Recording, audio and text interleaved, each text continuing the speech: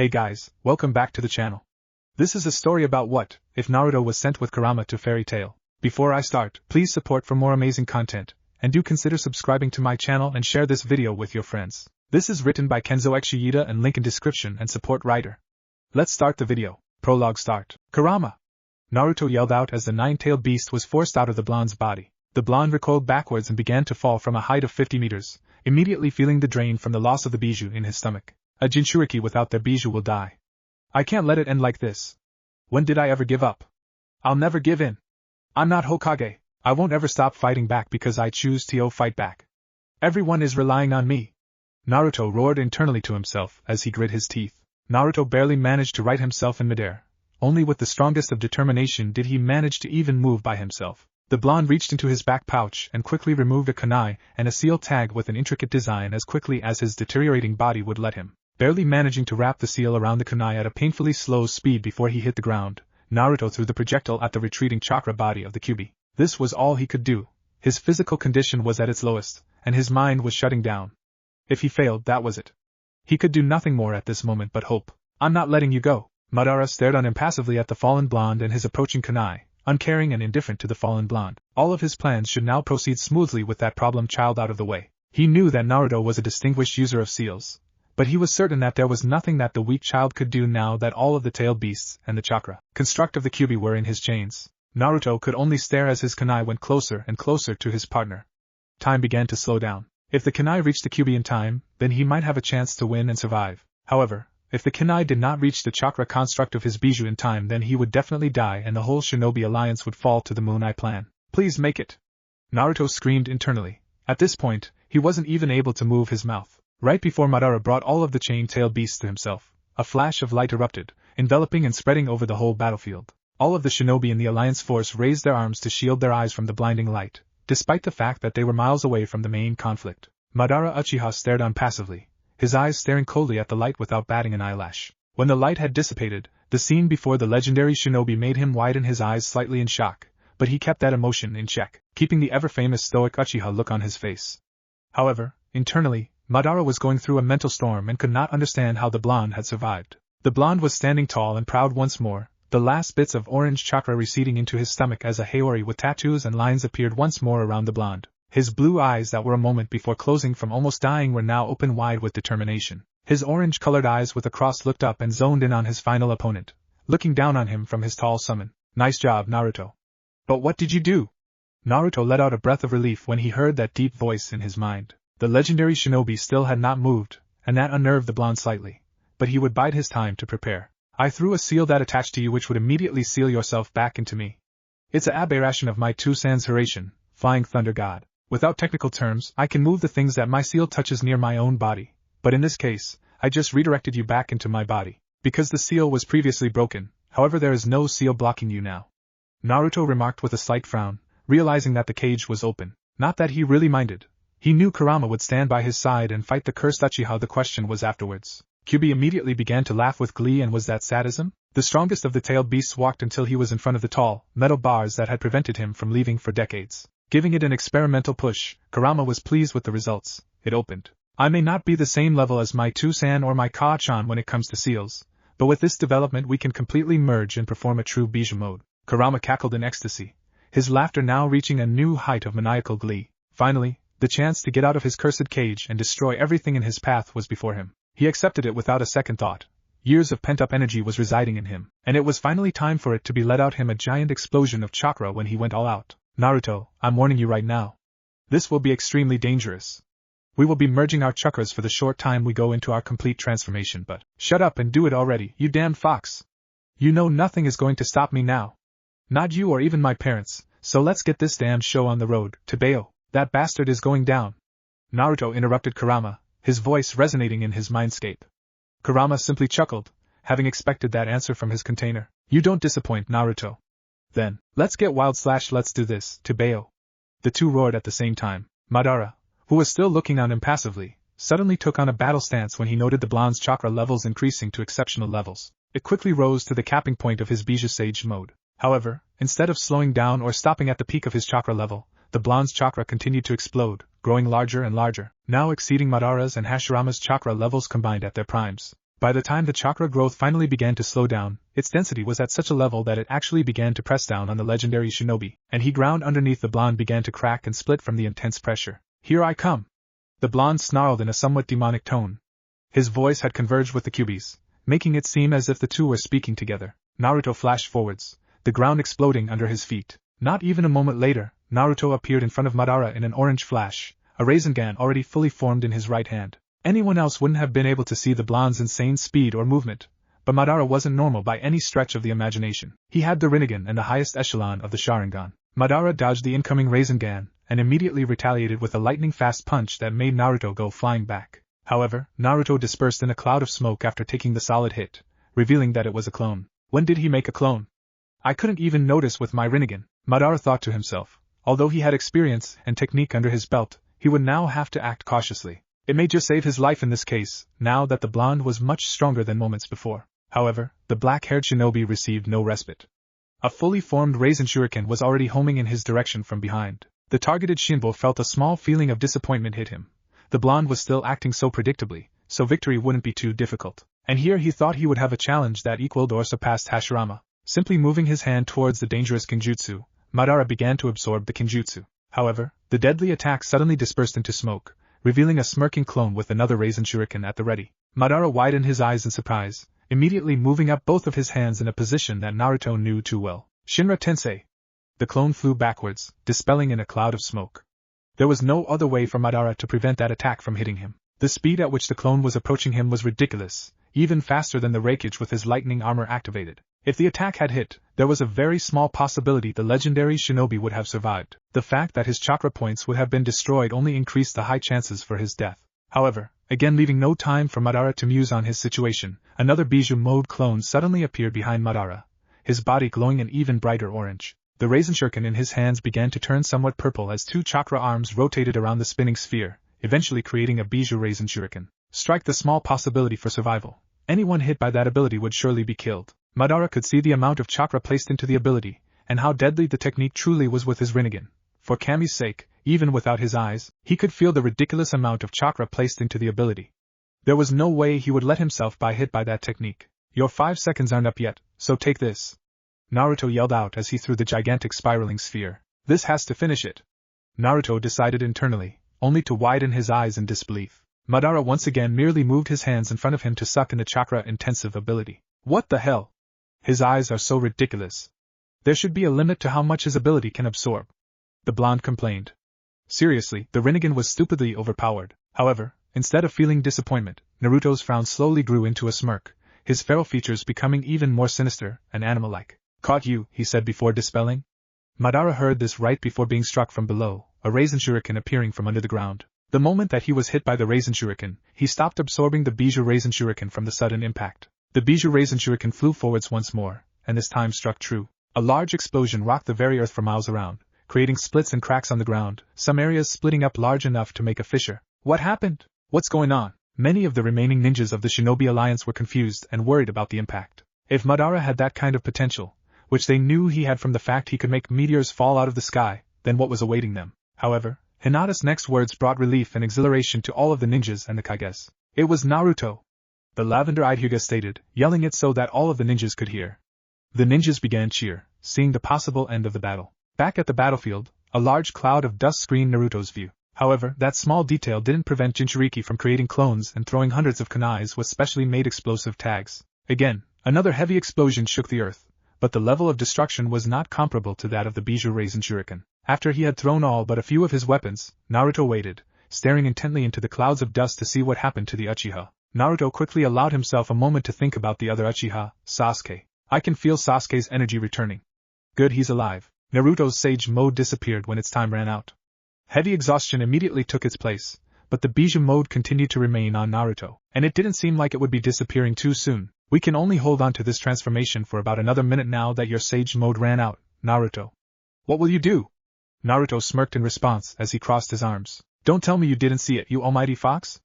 Naruto taunted, a wide smirk in place as his orange eyes zoned in on where he felt all of the negative emotions coming. Nine-tailed fox snorted in response, but inwardly, he was curious. What did Naruto do that even he, the almighty demon, couldn't see? When the smoke and dust had cleared, Madara was standing, but obviously with some difficulty. Instead of succumbing to the torturous pain, the man began to yell with exertion as his perfect Susanoo appeared over him, looming hundreds of feet tall over the blonde. Naruto just shook his head, his smirk still in place. You lose.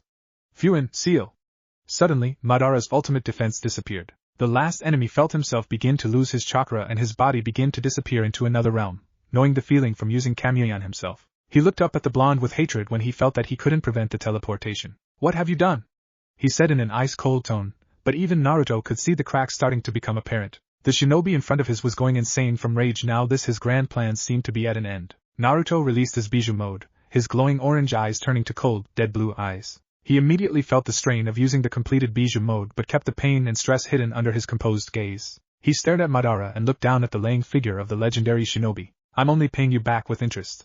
You have killed my friends and my family, and so, I have decided that your punishment would be to be sealed in my creation, a pocket dimension where you can't use your own teleportation techniques because your chakra would have already been sealed away, never to be in your grasp again. At this point, Naruto's composed gaze changed to one of sarcasm and anger. Perfect, isn't it? The very cursed eye that could help people to teleport cannot be used in my realm. Humiliation for such a legendary shinobi is fitting for someone like you. You won't be able to use the Rinnegan because you have no ability to use chakra anymore. You won't be able to kill anyone anymore. In fact, you only have another 20 seconds until all of your chakra disappears, becoming latent in your body until the day you die in my dimension. You, Madara Uchiha, have failed. Slightly panting after his short speech, Naruto took a moment, regained his breath. You were saying that you weren't a seal master? And it's good to know you're taking that sadist nature from me. Naruto coughed mentally and told Kurama to shut up. I see I don't need to know when you did it, but this will be my final action then before I leave this world forever. Madara grunted him his position on the floor, already knowing the futility of fighting against the seal that had been placed against him. Naruto suddenly felt the chakra in the vulnerable shinobi increase to heightened measures. He's going to kill himself if he uses chakra to that level when he's that low, Naruto thought to himself in confusion. Kurama, unlike his container, already knew what the insane man was doing. Naruto, get out of the way! Kurama warned. Naruto tried to respond, but too late. His body was already being sucked up by the Uchiha's last jutsu. Madara, seeing the blonde's body slowly swirling into a portal that he created, closed his eyes. Naruto was too drained to move freely, and like Madara, already knew the futility of fighting back this time. He sure as hell wasn't one to give up, but even he wasn't that stupid. Fighting in the war and seeing his friends die had made him more realistic and understanding of situations. And his situation right now was unavoidable. If I will die, then the shinobis will never have their hero back. Madara stated with a final smirk before dying. The only sign that the man had gone to the next life was that Naruto could not feel Madara's chakra any longer, which was a relief. His friends and family would finally be able to live, and his purpose in life seemed complete. Peace. As his final action in this world, Naruto slowly scrawled out a last message onto a sealing paper and dropped it on the ground wrapped around a kunai. Right when the kunai hit the dirt, Naruto disappeared. Hinata, who had seen everything occur, rushed from her position and sprinted to where Naruto last stood. Despite the pain of overexertion and chakra exhaustion taking over her body, she continued to run. When she reached the scarred battlefield, she ignored the deceased enemy and went straight for the paper and kunai. On it were scrawled two barely legible words in Naruto's handwriting that would make all that were close to the blonde cry from the loss of a precious person. Goodbye everyone. XGX, location Mindscape, and I'm back in the sewer again. How'd I do, Kurama? The fox snorted, but grinned with a feral smirk. Not bad, Kit. Not bad at all. We finally killed Madara and ended the war, even if the consequence was that you had to leave the hidden nations. Naruto stopped floating in the sewer water and got off his back in favor of standing on top of the water. Giving the fox a confused look with a tilted head, he asked, "What are you talking about just me for? Aren't you in the same boat?" As if to answer his question, the fox's body started to glow, becoming ephemeral. Chakra began to escape from the body of the fox, but instead of the normal red and deep crimson, it was a gold color, the color of purified chakra. Bijus like us cannot leave dimensions. We would mess up timelines and create huge paradoxes, which you would have known if you had actually carefully read your father's notes about space/time techniques. The fact that you are even able to leave with your status as Jinchuriki is strange by itself. In fact, there are already changes being made to your body. Naruto looked down at his body and noticed that his hands were smaller, and that his favorite jumpsuit and sage clothing had strangely become too large for him. What he was noticed was that the Kyuubi's chakra levels were increasing. The blonde looked up at the fox with a worried and devastated look. No! You can't do that, Kurama. We're partners. A Jinchuriki isn't one without his bijou. Naruto cried out, his voice cracking. Tears made its way to the blonde's eyes, but he didn't rub them away. It was just water, men don't cry, that's what he told Inari. He wasn't crying. Despite the fact that the fox had given him hell in his early years, Kurama was the one constant in Naruto's life that had never left him. Especially in their last year together, the demon fox and the sage had become somewhat close to friends, relying on the other and helping the other complete their goals. One wanted to destroy Madara, and the other wanted to bring peace to the nations. Both had succeeded. Kurama's smirk dropped slightly at Naruto's plea and the sight of tears running down his face, but his grin returned when he noticed Naruto was still shrinking in size until he returned to his early teen years. You're such a loud brat again, huh? I may be powerful and almighty, but even I cannot go from dimension to dimension. However, my other half is rejoining with me, meaning that you will have full access to my chakra in whatever new dimension you end up in. You won't even need to ask me for permission anymore. Kurama explained, trying to lighten the mood. Naruto stared up at the fox in its cage in silence, hiccuping from trying to force down his rising emotions. When he felt he had regained control of himself to an acceptable level, he slowly walked up to the cage and raised his fist, tears silently running down his face. Thanks Kurama for everything. For being an asshole. For making me suffer in my early years but giving me the best last year a shinobi could ask for. For being my partner and my friend. But what will happen to you when I disappear from this dimension then? Kurama's smirk widened as he brought his fist forwards to meet the blonde's in a fist bump. I'll finally be free, roaming the elemental nations once more with my chakra complete once more. I'll be seeing you, Naruto. And with that, Kurama disappeared, his golden chakra dispersing from the cage and escaping into the whole sewer. Naruto kept his fist raised before he broke down and began to cry uncontrollably, the hiccups returning as dropped to his knees as slammed his fist on the ground repeatedly, each strike shaking the mindscape from the extraordinary force from each strike. The implications of leaving his home finally hit him like lightning. No more friends, no Bachan, no Sakura, no Shizen, no Shikamaru and not even Kurama. His constant was now gone from his life. The dam of emotions flooded. What would happen in the new dimension he would end up in? He could end up anywhere, and anything could happen to him. Would the people he would meet have the same values as he? Would they even be people? Eventually, the blonde calmed down and forced himself to smile. Sulking and acting depressed were for the weak with nothing better to do. Naruto regained his composure and began to think methodically through the infinite possibilities, but ended up sitting down and resting his chin against his palm as he waited, patiently. Well, if worst comes to worst, like ending up in space, I can go into my own dimension and study my Two-San's signature technique to teleport to a world. Do I still have the notes? Wait, Naruto's mood lifted as he remembered that he had not only copied the notes for the Hiraishin, but also the whole jutsu index inside the Forbidden Scroll when he was preparing for his final battle which he had sealed into his skin. When training, he had learned a surprising amount of techniques due to both the Kage Bunshin and a surprising development. He realized that he not only had a major affinity for wind, which he already knew, but also two slightly smaller affinities for lightning and water. Those two extra affinities made training different elemental jutsus that much easier, but he had not yet mastered the complete manipulation of his sub-affinities yet. Suddenly, Naruto was forced out of his mindscape.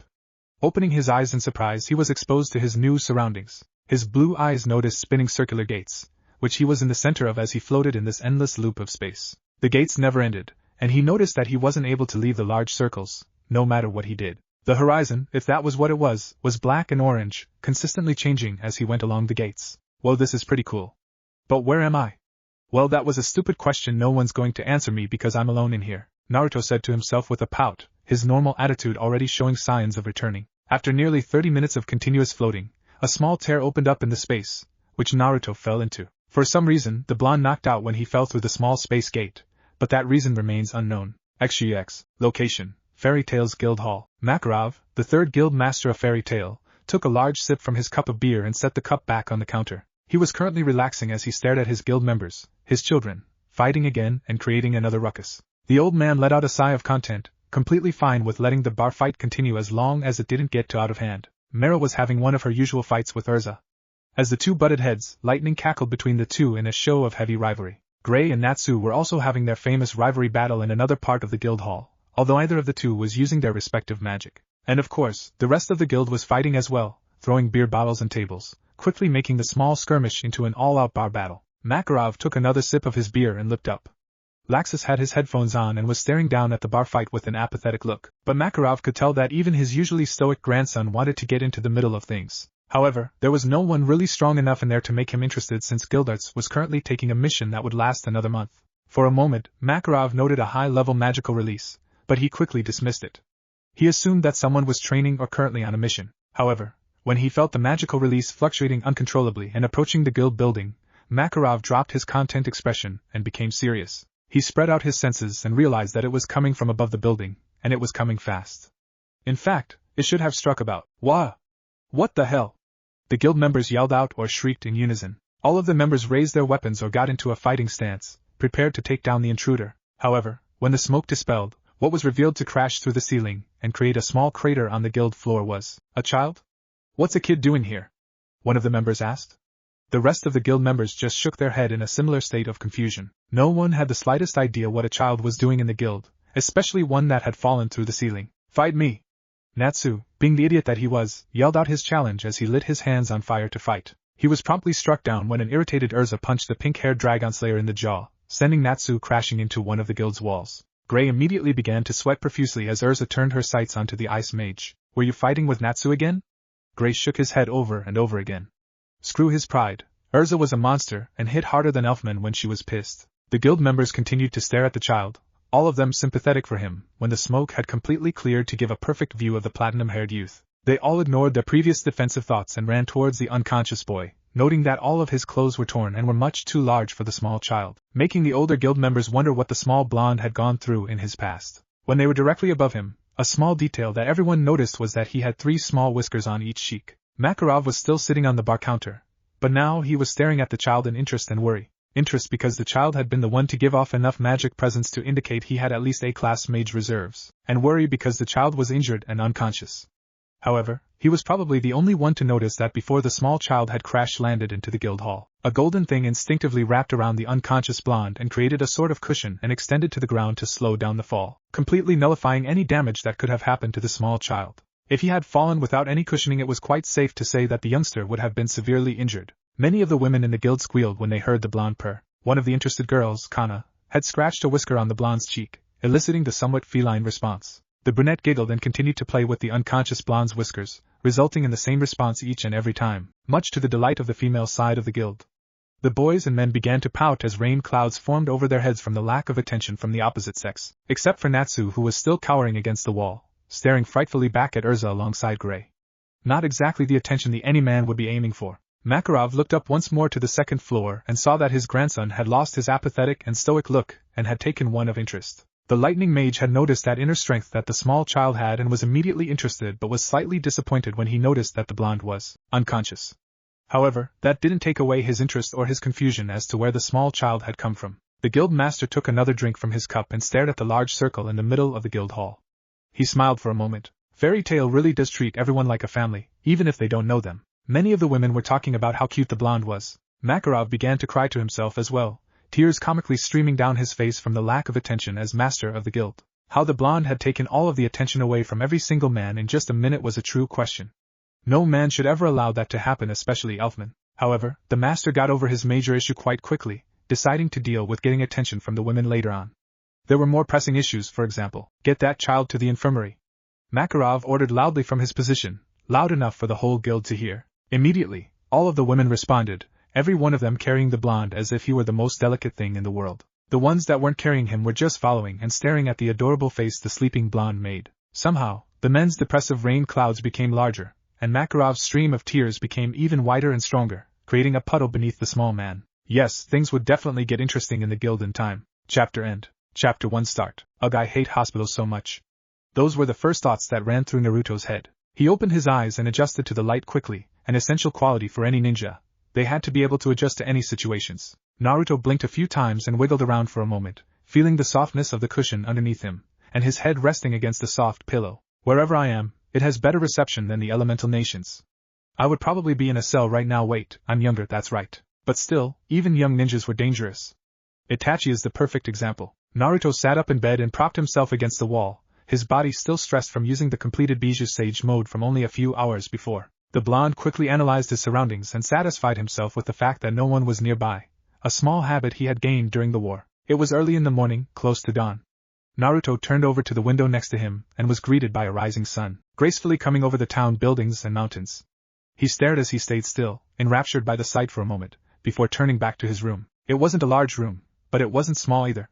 Nearly 15 by 15, the room contained a comfortable bed that Naruto was currently sitting on, a cabinet on the opposite end of the room left of the door which was beside a mirror, a window above the bed, and a closet next to the bed. Naruto threw his legs over the edge of the bed and stood up, although with some trouble since he was still tired. He closed his eyes for a moment to concentrate, and realized that his chakra level was low, and his capacity had dropped significantly during the time he had been unconscious. He entered his mindscape quickly and found out why. The majority of the golden chakra and entered the cage and was slowly exiting to the sewer. Naruto caught on to the fact that the sewer was his current chakra capacity, which currently had about 20% of the QB's purified chakra, and that the rest were still in the cage, held back by nothing. It must be because my body can't handle all of that chakra yet. However, since my tenketsus are much wider with that much chakra, I wouldn't be surprised if I could control all of it in a few years. Kami, this sucks. More chakra means that my already awful chakra control is going to be shot. Well, since I have less chakra now, my control should have gone up, right? Naruto sat down on the sewer in a lotus position and focused in on his body and his chakra points. He was slightly surprised to notice that his golden chakra was flowing much faster than his normal blue chakra. Also, the purified chakra was much more potent, and in much more quantity than the blue chakra. Then, the young blonde opened his eyes and lifted his head to give an irritated glance at the giant cage full of purified chakra. Damn it. My chakra is even worse because the potency of the chakra is making it even harder to control. Screw new techniques and my Rasengan or even my variants. I'm going to have to practice chakra control until I'm at least Chunin level again. But what is strange are the floating lights that are just flying around the sewer. I've never seen them before. They feel light compared to the chakra I have. The spiky-haired blonde stood up on top of the sewer water and reached for one of the floating lights. When one of the particles of light gently rested against his finger, Naruto closed his eyes and went into a sensory mode. Immediately opening his eyes in surprise, he stared at the small light in shock before smirking. This could be helpful, very helpful. I could either use a seal to transfer this random energy into chakra, or maybe I could use it when my chakra becomes low as a last resort. But then again, I don't even know what kind of world I'm in yet. Therefore, up I get. Naruto exited his mindscape and stood up. Then, walking over to the mirror near the door, he glanced at himself. He was short again, which he grudgingly noted. I can't just eat ramen this time around. I'll actually eat some healthy food during my puberty years since I actually have a chance to now, as long as I'm not discriminated against. Let's see. Same anorexic and malnourished body during my prankster years, which isn't good. I'm going to need to train to make all my muscles leaner again. I'm around 4 feet 10 inches, this really sucks, to bail. But I lost all of my scars during the war, and I don't have the Chidori mark where Sasuke stabbed me. Naruto gave himself a playful sneer and stuck out his tongue at his reflection, his counterpart doing the same. At least I still have my whiskers, something I can remember kurama by other than his chakra. With that, Naruto opened the door and walked out of the room, completely ignoring of the fact that he only had boxers on. Naruto walked down the hall and down some stairs, the sounds of a bar fights reaching his ears. Interested, he quickened his steps until he reached a corner. Turning around, he was completely taken aback by the scene before him. A full-out bar fight was occurring, but what made Naruto even more confused was that every single person was smiling. What made the blonde even more bewildered was that some people began to pull out guns from the air. What? One large man with long white hair made his arm ridiculously gigantic and punched someone with it, sending the victim through one of the guild walls. Another teenager around Naruto's age lit his hands on fire to punch another teen that was currently naked. Naruto's mind was running on overdrive at this point as the blonde was completely confused. They're just controlling the flames and ice as if they were using magic. He muttered silently to himself, not knowing just how right he was with that small observation. But seeing before him made Naruto smile. He was in a world where fighting wasn't strange and there was some sort of ability usage similar to chakra. That was all he needed to know before he walked down the stairs to the guild hall with a wide smile on his face, regardless of his current condition and clothing or lack thereof. Naruto walked over to the bar counter and saw a small old man contentedly drinking beer as he watched the guild members fight. The blonde, however, immediately noticed the way the old man was relaxing and eyeing the situation. Despite the fact that the small man seemed relaxed, he was on a constant patrol, as if ready to jump into the fray at a moment's notice, which Naruto compared to a leader of sorts. So, Naruto walked over to the old man with some difficulty from an aching body and sat on a stool next to the old man. Is it always like this? The old master turned his head and was appalled to see how skinny the blonde looked. However, he quickly calmed down when he saw that behind the skinny nature of the blonde was lean muscle mass and a surprisingly speed-oriented body that was amazingly durable. Naruto was currently staring at the ensuing full-blown bar battle with idle interest. The blonde cerulean flickered back and forth throughout the guild, catching the highlights of each minuscule battle. Every once in a while, the blonde would give out a small snort or smirk out of plain amusement, giving out a large one when Gray had discarded his boxers when it caught on fire. After about 10 seconds, the master responded, "I'm surprised you don't think this is strange at all." The blonde waved his hand nonchalantly as if to wave off the surprised tone from the master. He gave an eye smile and grinned wide enough to show his canines. "I've seen some pretty bad quirks. I'm not new to this stuff, don't worry." The master raised his eyebrows at that information. "Like you walking around in your boxers?" The blonde opened his eyes and smirked in response. "Better than going around naked and fighting with ice," Naruto replied without missing a beat. Duly noted, the master responded before giving a loud belly laugh, the old man's eyes crinkling upwards in amusement. The kid was good. When Makarov had calmed down, he continued their stalled conversation. "So why are you here, little one?" The blonde seemed to twitch slightly at the name the master gave him. Makarov saw it but decided not to say anything and see where the conversation would now flow to. He found it interesting that the high magic reserves that the child had shown for only a moment before crashing into Fairy Tail's guild building had all but disappeared. Now, the blonde was giving off almost no presence, which was how the blonde had sat next to the master without gaining his attention beforehand. How he got next to me after just waking up in that condition is something I don't understand. Right now, I can feel his magic reserves and it is much lower than when he had crashed through the ceiling. This is an interesting child, Makarov thought to himself as he took another drink from his cup of beer. I'm 12, and I'm not that short. The blonde huffed out. Then, he leaned his back against the counter and continued to watch the fights. Do you know magic? The master asked, trying to steer the conversation into a different direction. The blonde smiled for a moment, as if laughing at the absurdity of the question. Wait, this is a different world. We use chakra in the elemental nations. Maybe they use magic here. That would explain what those floating lights were in my mindscape. Naruto thought to himself before responding. Isn't it right in front of me, Gigi-san? The master snorted at the name that blonde gave him. However, this means that he isn't new or unfamiliar with the concept of magic. Maybe he can join the guild. He is old enough anyways. First off, however, don't you have family waiting for you? Immediately, Naruto's face fell slightly, despite the fact he wanted to keep his history hidden. This was one thing he couldn't hide. If he had Kurama at least, then he would have been able to hide his pain. But now he truly had nothing to remind him of his family back home. I'm an orphan, Gigi-san. For some reason, the way the child spoke and had looked down on the ground made Makarov want to help the child as much as he could. So, he decided that his first idea would be the best route. What is your name? Naruto raised his head and stared at the old man before pointing at himself with his thumb. He grinned widely, closing his eyes with an extremely wide smile. I'm Uzumaki Naruto. Makarov chuckled, taking a moment to glance at the blonde before turning back to the guild fight to make sure nothing went too out of hand. Someone named you Maelstrom. Nice name. Naruto opened his eyes in surprise. The old man had actually understood the meaning of his name without the blonde having to tell him the actual meaning. So Naruto, how would you like to join Fairy Tail? Naruto raised his eyebrows in confusion. What's Fairy Tail? Makarov's face faulted on the bar counter, making the tables shake slightly. Naruto just continued to stare quizzically at the old man, still confused. However, the blonde did find it funny that the old man just dropped and face planted onto the counter when he was sitting down. Eventually, the master sat back up and coughed into his fist, as if to pretend the previous event had never happened. Makarov stared at the boy suspiciously, who stared right back with the same confused expression on his face. You don't know what Fairy Tail is?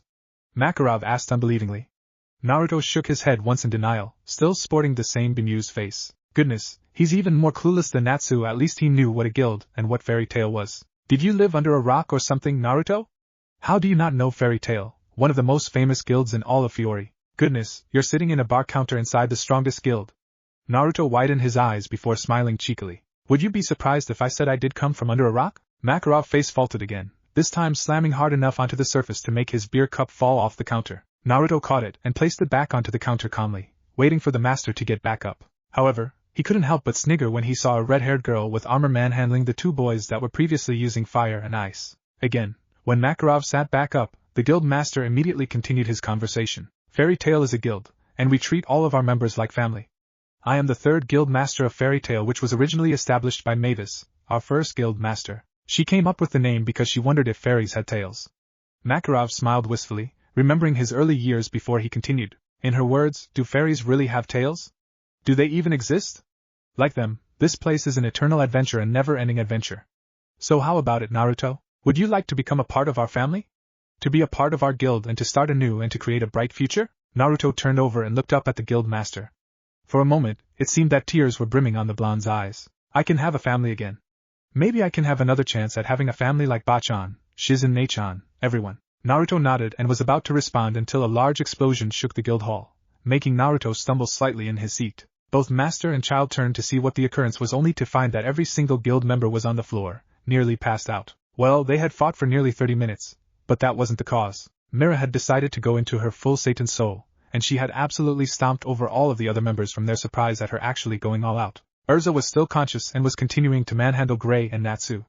Gray was still naked. Naruto found it strange that the redhead didn't care about the fact that boy was wearing no clothes.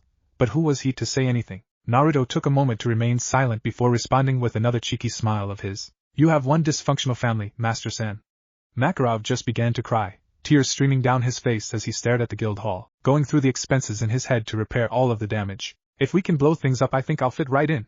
Naruto thought to himself, imagining himself using his smaller explosive tags during a bar fight. He shook his head before a massive grin replaced his smaller smirk. Of course I'm going to do pranks. Naruto began to chuckle wildly inside his mind.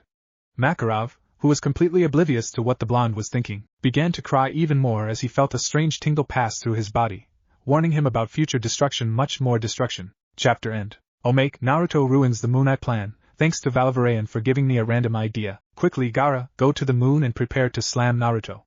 Gaara saluted to Tsuanda before flying away in his sand. The fifth Hokage turned to Naruto, who was pale and sweating in fear. Bachan, are you sure this is a good idea? Tsunade smiled at Naruto widely, a bit too widely. Her face became shadowed, giving the busted blonde a ghastly look. Naruto-chan. Just go into your Bija Sage mode so this doesn't hurt as much. What are you hhhh? Tsuanda had grabbed onto Naruto's shoulder and threw him as hard as she could with her seal released. Naruto immediately went into his final transformation mode, flying into space. Flying at a ridiculous velocity, Naruto was caught by Gaara in only 30 seconds, who was currently flying around the moon. Instead of stopping Naruto, however, Naruto was caught by the sand and threw even faster at the moon. The moon began to crack and eventually broke down from the ridiculous pressure of the hit. Tsuanda and Gaara both fist pumped into the air as they ruined Madara's Moonite plan, saying only one word in unison. Touchdown. Chapter 2 start. So Master Gigi-san? What are you going to do about all of this? Naruto asked as he waved his hand to point out the guild hall, and all of its members on the floor passed out. Tables were destroyed and upturned on the floor. Beer bottles and cups were broken, so glass was shining on the floor. Some guns were even on the floor. Makarov, instead of answering, just continued to comically cry, tears streaming down his face. It was as if the old man was sporting a geyser or something like that. Naruto's sweat dropped before asking the master a different question, since it seemed not only the bar fight was a common occurrence, which came with large damages every time, but that the master reacted almost the same every time. Okay, master. What can I do? I probably need new clothes and you need to sign me into the guild, right? Also, can someone escort me around the town? I'll get lost. The master stopped crying and nodded his head once in affirmation behind jumping behind the bar counter. Makarov pulled out a book from a shelf and jumped back up to the bar counter and opened it. So, Naruto Uzumaki. This is just the basic stuff for getting initiated into the guild.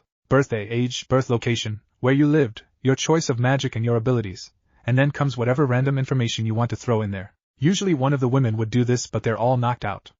Naruto began to muse inside his head. He didn't want to give too much information and seem suspicious as a 12-year-old, but if he had to, he needed some of his abilities. Taking a few moments to go through multiple possibilities and scenarios, Naruto had decided. For each of those in order, let's see.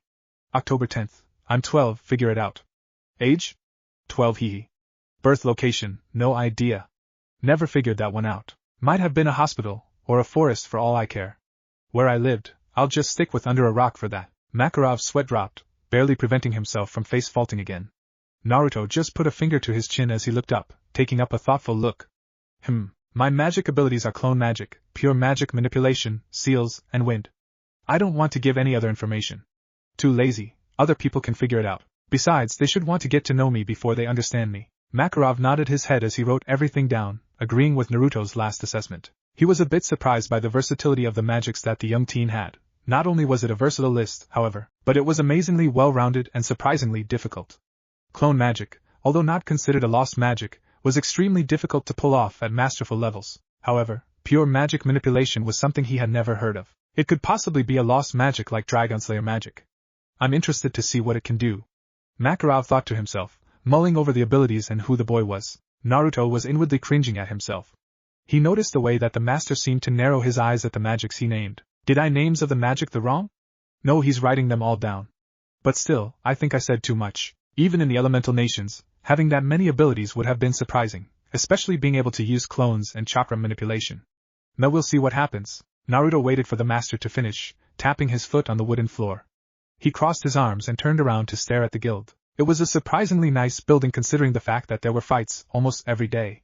He noticed that all the tables were wooden, which he immediately agreed with. If they were metal or made of a different material, maybe they wouldn't have broken, but it would have hurt a lot more if it hit someone. Also, it just didn't match the scheme of the building. Some girl with white hair was flaunting her recent victory in the bar fight, but that seemed to end when the red-haired girl with armor started fighting with her. The two had lightning cackling between their foreheads. Near the other end of the guild, the two boys that the redhead was manhandling had decided to duke it out again. Naruto chuckled. How they reminded him of Sasuke and himself in their early years. Okay, Naruto. Last thing is, where do you want your stamp and in what color? Naruto saw the fairy tale mark and immediately knew where he wanted it. It wouldn't feel right without some kind of mark there after having won his whole life. Orange, the blonde said as pointed to his stomach. Makarov nodded and stamped the mark in the middle of Naruto's stomach, right above the belly button. He didn't understand why the blonde would choose that, but he assumed it was something mental. With that, Makarov jumped back onto the counter and placed the book and stamp on said counter. Naruto, what do you mean by pure magic manipulation? You seem to be quite confident in your skills. Can you show me? Naruto gave the old master a smile before nodding his head. I'm not surprised. If I was the leader, I would probably ask that first as well. I think he's slightly suspicious, but not because he's suspicious that I have too much, but that I have too little. That's weird, but I'll go with it. Naruto laughed sheepishly as he scratched the back of his head. Ano, do you mind if we do this somewhere else? I don't want to mess up your guild any more than it already is. Makarov, however, just told Naruto to go ahead. Nothing is going to mess it up more than it already is. Naruto tilted his head in confusion. The guild building could be destroyed. Makarov paled and immediately pulled the boy out the back door and into a clearing in a moment. Then, jumping high to a tree branch, Makarov gave Naruto the sign to demonstrate. Naruto just nodded, looking up at the master, before turning back to face the ground. Raising his fist, Naruto stared at it for a moment. My fist is so small compared to before. I don't have the chakra control that I did before. At max, it's at Genin chakra control again. I'll just have to use all my remaining chakra to be able to do this even once, but I think I'll give Master Gigi-san a little scare with this one. He might start imagining me using this during bar fights. So predictable, hee. So, with that thought process out of the way, Naruto called onto his reserves and directed his chakra to his right fist. For a moment, nothing happened as the blonde raised his right fist over his head. Then it happened. Blue and golden chakra whisked out from his arm, then began to coat his fist until it created a sort of barrier coating. Then, the two different colored chakras began to mix, contesting for dominance on the fist. Naruto stayed still for a moment with his eyes closed before suddenly opening them with determination. Raka! The blonde yelled out as he brought his fist down upon the earth. Makarov was forced to jump away from his perching branch as the ground flew upwards, rocks and dirt flying everywhere. The master, as Naruto had expected, immediately began to pale from the prospect of the blonde using the ability inside the guild or any mission for that matter. The damage costs would be ridiculous. When the dust had settled, Makarov was shaken at the sight before him. Whatever had coated his arm had prevented any damage to the blonde's right arm. The whole clearing, nearly 20 meters long, had been replaced with a crater with the blonde at the bottom. However, the damage did not stop there, going further past the clearing and into part of the forest, toppling trees and shrubberies. It seems that coating was pure magic manipulation. Amazing! For a child to use that kind of magic at such a young age, he would be truly powerful in only a few years. The blonde looked up from the epicenter of the crater and smiled at the master, giving the old man a thumbs up and an eye smile. When the blonde took his first step to go up the marred earth, he stumbled and fell to the ground from chakra exhaustion. Landing heavily, not even able to use his arms to soften the fall, Naruto crashed to the ground, raising a small cloud of dust. Meh, I don't think I've recovered completely yet. My reserves are so low right now, Naruto said seemingly to no one. Makarov jumped down and landed next to Naruto and picked the blonde up, making Naruto to lean against the short master's shoulder. But still, that is very impressive, Naruto-chan. How many times do you think you would be able to do that in a fight? Naruto wasn't even able to move his legs from exhaustion, so his feet were dragging against the dirt and rocks on the ground. He lifted his head up slightly to the sky above, staring at the lazy clouds passing through in the sky. Maybe 5 or 6 times at most until my control improves. However, when I do, I can pretty much do anything with the manipulation. I can create small strings to grab onto things, create chains to prevent someone from moving, and a ton of other things as long as I can imagine it. Makarov smiled as he continued to drag the blonde towards the guild hall, opening the back door and taking the blonde inside. Throughout the whole guild hall, all of the members were still on the floor unconscious, either prone or face up. Some were in random positions. On the left side of the guild, there was a man-shaped hole, most likely where Elfman had hit the guild member. Are there any clothes? I don't really want to walk around in boxers when they wake up. Makarov chuckled and nodded his head. We have some clothes behind the bar counter that should be your size, which I find somewhat impressive. Naruto grunted in response, slightly annoyed by the master's small remark on Naruto's size and height. And where do they find clothing your size? Naruto replied teasingly. The master remained silent after that, a depressive rain cloud appearing over his head. Naruto began to yell at the master. Nani? Oi, don't get me wet with that cloud over your head. Hey! Stop it! Eventually, Naruto was dropped off at the bar counter stool, soaking wet in his boxers with no other clothing. I hate you, Naruto muttered, glaring lightly at the master that had jumped behind the bar counter to get some clothes. The blonde leaned against the counter and dropped his head on the counter. I noticed that the air all around me has the unknown energy that is the same as in my sewer. Does this mean that the people use the magic from the air, or do they have magic reserves as well? I'll find out eventually. But my reserves are filling pretty quickly, probably a secondary trait from having kurama in my stomach for so long. My body isn't as stressed as it was before using my pure chakra manipulation, most likely a result of releasing the pent-up stress. Naruto sighed and pressed his cheek slightly harder against the cool surface, a welcome respite. A moment later, a light weight landed against the back of Naruto's head. The newly instated Fairy Tail Guild member lifted his head and grabbed the cloth on the back of his head. He stared at it with his cerulean eyes and was somewhat pleased to note that they were red and black, taking on the darker colors. Makarov jumped back onto the counter and pointed at the clothes Naruto was now holding in his hands. Those are new clothes that were never used. Wear them and buy some clothes from one of the stores in town. Naruto raised his head and glanced at the master before looking back down at the clothing again, noticing the dust and wrinkles on the clothing. Do you mean new when you say it has been untouched for like 10 years? Makarov ignored the question and continued speaking. You should probably go to town with Kana or one of the younger guild members. Kana would probably be the best though. Naruto faced the guild master and kept a steady gaze on the master as their conversation began. I don't know who Kana is. Can you describe her? She was wearing a sundress. Cool. You narrowed it down to 2 of the girls. Blue or brown hair? Makarov raised his eyebrows. Inwardly, he was shocked, a clear difference from his outward expression. He has a surprisingly good eye. To be able to remember that kind of information from watching a bar fight just once is not genius, however. It means he's used to gathering information and important details around him quickly. What has he gone through to be able to do that so effectively? Instead of voicing out his thoughts, Makarov continued, deciding to ask the blonde when the two were closer, most likely at a much later date. Brown hair. She uses cards for her magic. Naruto nodded his head before smirking. The one that threw cards to hit the lights above people's heads, right?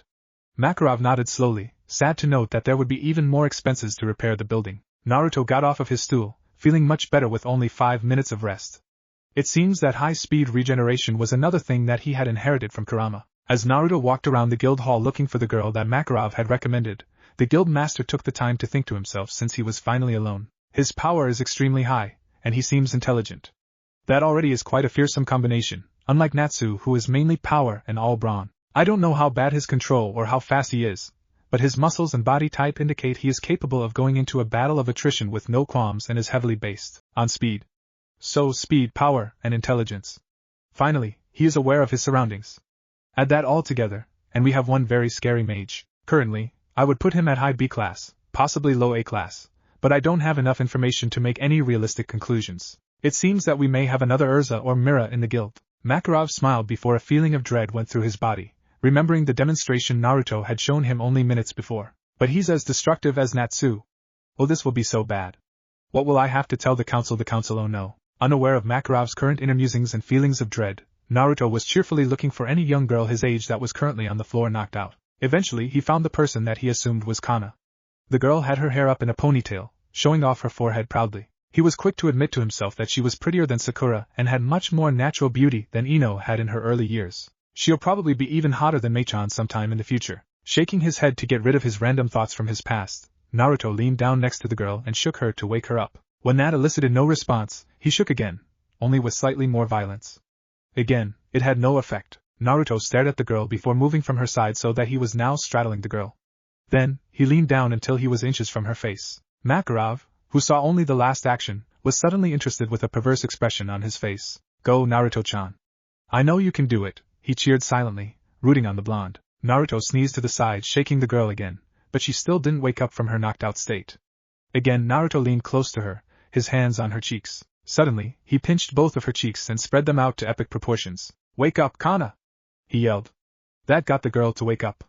She immediately began to bring herself up, only to meet with Naruto's forehead. Her speed increased since Naruto was keeping her lower body still, making it easier for her to make the sit-up movement. Itai Kana rubbed her forehead with one of her hands, the other one the ground to support her. Naruto got off of her and smirked at her when she glared up at the blonde. And who are you? I'm Naruto Uzumaki, a new member of Fairy Tail. Kana's hostile expression immediately changed to one of blatant curiosity with an undercurrent of clear happiness. Naruto leaned down to give the girl a hand, which she took without a moment's hesitation to pull herself up. When she had patted herself down and looked up to stare at the blonde, Naruto gave her a wide, foxy smile. Nice to meet you. Kana said that you know the town's layout and the stores for clothing? Kana nodded her head eagerly, always willing to make another friend to add into her already growing list. Okay, then can you take me around the town and show me some shops, please? Master, put some money in the pockets of these pants so that I can buy some new clothes. Kana nodded again happily before taking the lead, walking out of the guild. Naruto chuckled before following, passing by the two boys that once again getting manhandled by the redhead. They both stared at him with a pleading expression. Naruto just smiled at both of them and gave them a wave before turning around to follow Kana, who was already getting ahead. Who was he? Natsu asked. Grace shook his head in confusion. No talking. You two fought again, Urza said strictly as she pointed her sword at the two. The two boys lifted their hands over their heads in the universal sign of surrender. But you fight with Mira all the time. Both of them thought in unison. Naruto was currently walking around the town with Kana in clear happiness, his smile growing wider and wider as he continued to walk around the town. People waved to him, to which he happily waved back. Girls and some women squealed at how happy and childishness the blonde looked, turning around and smiling at every noticeable thing about the town. Kana took a small pleasure from watching the blonde's facial expressions. You've never been to the town of Magnolia? Naruto took a moment to glance at her, and shake his head before continuing to admire all the shops and buildings. Kana laughed before moving next to him and patting the blonde's shoulder. Well then, welcome to Magnolia, she said happily.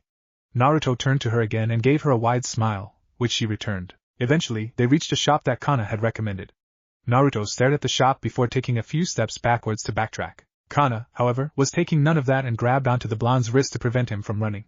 Naruto stared at her frightfully before looking up at the title of shop. "See, Kana? This doesn't look like a store for boys." Kana smiled before tugging on his wrist to move him closer to the entrance of the clothing store. "I know that Heart Cruise is mainly a women's store, but there are some pretty decent clothes for men too. So don't worry and let's go," Kana said happily, excited at the prospect of possibly buying some clothes. Urza had bought some pretty nice clothes, which made Kana interested in the brand. Naruto had shown her the amount of jewels that Master had given to him, and it was clearly enough to pay for at least 5 sets of normal clothes, which would be enough for 2 sets from Heart Cruise. Makarov was probably expecting a decent amount of change back after Naruto had gone shopping. "Sorry, Master. My fortune-telling ability says that you won't have any change back today," Kana thought cheekily to herself as he opened the doors to the store. As soon as the door opened, Naruto cringed and gulped. Every customer in the shop, at least 20 women and young girls in their teens, turned to the entrance and zoomed in on the blonde who was still being held on the wrist. Naruto stared fearfully back at the crowd of women that zoned in on him before screaming at the top of his lungs. "XGX, time skip, 1 hour. I don't care what you say, Kana. I'm never going back to the store ever again." Kana just laughed with happiness, holding a bag which held 2 sets of clothing, one for Naruto and one for her. Naruto had changed into new clothes, now wearing black pants that went down to his shins. On his upper body, he was wearing a dark orange shirt with a spiral in the front. Over his shirt was a white jacket with a cross that leaned furthermore on the right side on his chest. All in all, Naruto looked much neater and better than before entering the store, except for the sour expression on his face that clearly said, "I'm not amused." "I'm sorry, Naruto-chan," Kana said, drawling out on the suffix, copying the women inside the store. Naruto cringed before turning his head to glare lightly at the brunette. "That's not funny. You owe me, Kana." Kana just chuckled happily with an innocent look on her face. Naruto lost his sour expression and smiled brightly as well when he saw how her expression showed her complete happiness and glee with an innocence that anyone would want to protect. Obviously, Naruto would be included in this list. He would do anything to help someone that was innocent to stay that way, especially after what he had to go through in just 6 years of working as a professional ninja. Fine. What do you want?" Naruto turned his head away from the girl and stared straight forwards. The streets of the town were now mainly crowded since it was approaching rush hour. The sun was high, but it wasn't hot since it was approaching winter, a light wind passing through the town. "Tell me about your magic." Kana instantly brightened up before explaining about her cards. "I use cards as my main magic. I'm able to place runes onto my cards so that they can have multiple results. For example, I can make a combination of cards to make a tornado, or I can just place magic into my custom deck of cards to make them into weapons that become kind of like shurikens." Naruto nodded his head, seeing the usefulness of her magic. "How about you, Naruto?" The blonde turned to her slightly surprised. He was expecting her to ask, but not that forwardly. They had just met, and she was already treating him kindly, as if she wanted to become closer to him so that they could be friends as soon as possible. Then, Naruto smiled and veered off the cobblestone path, walking towards a forest at the edge of a town that Kana had pointed out beforehand. The mages trained in any part of the forest, but there were set areas, kind of like the training grounds back at home. Naruto thought to himself with a bit of nostalgia. "Where are you going?" Kana asked from behind Naruto, but she already knew he was going to the forest. Naruto turned his head around to face her and smiled over his shoulder. "You said you wanted to see my magic, right? Let me show you a little trick that might seem similar to yours." Kana perked up at that and increased her pace, now walking next to the blonde. Eventually, the two reached a clearing in the forest where Naruto stopped at. Kana stopped next to him, waiting eagerly for the demonstration that the blonde would show. What magic does he have that's similar to him? As Kana watched the blonde, Naruto seemed to make a strange motion as a cloud of smoke suddenly covered his hand. When the smoke had cleared, there was a strange rectangular paper held between his fingers. Kana looked at it, and widened her eyes. That's like the runes on my cards, she exclaimed. Naruto smirked before shaking his head lightly. I told you that it was similar, Kana. Now let me show you something that you can add to your repertoire of abilities. Then, the blonde turned around to make his back face the brunette before narrowing his eyes in concentration. I pulled out one of my more basic tags, so this should be able to work even with my shoddy chakra control right now. Okay, let's show Kana some real tricks. Naruto pumped a small amount of chakra to start the timer on the tag, but it didn't light. Continuously pumping minute amounts of chakra into the tag, it began to straighten until it became hard and sturdy, almost like a card. Then, Naruto suddenly threw it with unnatural accuracy, the card slicing through the air and grooving itself deeply into the trunk of a tree vertically. Kana stared at the card for a moment, and then exhaled in disappointment. Naruto turned around his body to face her and smiled at her disappointed face. I wouldn't stop watching if I were you. Naruto raised his right hand to about shoulder level and snapped his finger, flaring his chakra lightly at the same time. Suddenly, the card exploded, destroying the tree and sending the tree flying high into the air before crashing back down to the earth. Kana stared, gaping at the event that had just occurred before her. Then, she shifted her position slightly so that she was staring slack-jawed at the blonde who was just staring at her with a sheepish grin. I'm definitely adding that to my skill set. Naruto chuckled as he scratched the back of his head and began to walk away from the forest. Kana immediately joined Naruto, contentedly walking next to the blonde. Hey, want to do a mission with me? Kana asked. She was surprised to find a person that used similar magic to her, and wanted to see what else the blonde could do. Not only that, but the blonde was extremely open and was so happy and was so welcome to questions that she found herself quickly warming up to the blonde. Are missions the same here as they are in the elemental nations? Naruto thought to himself.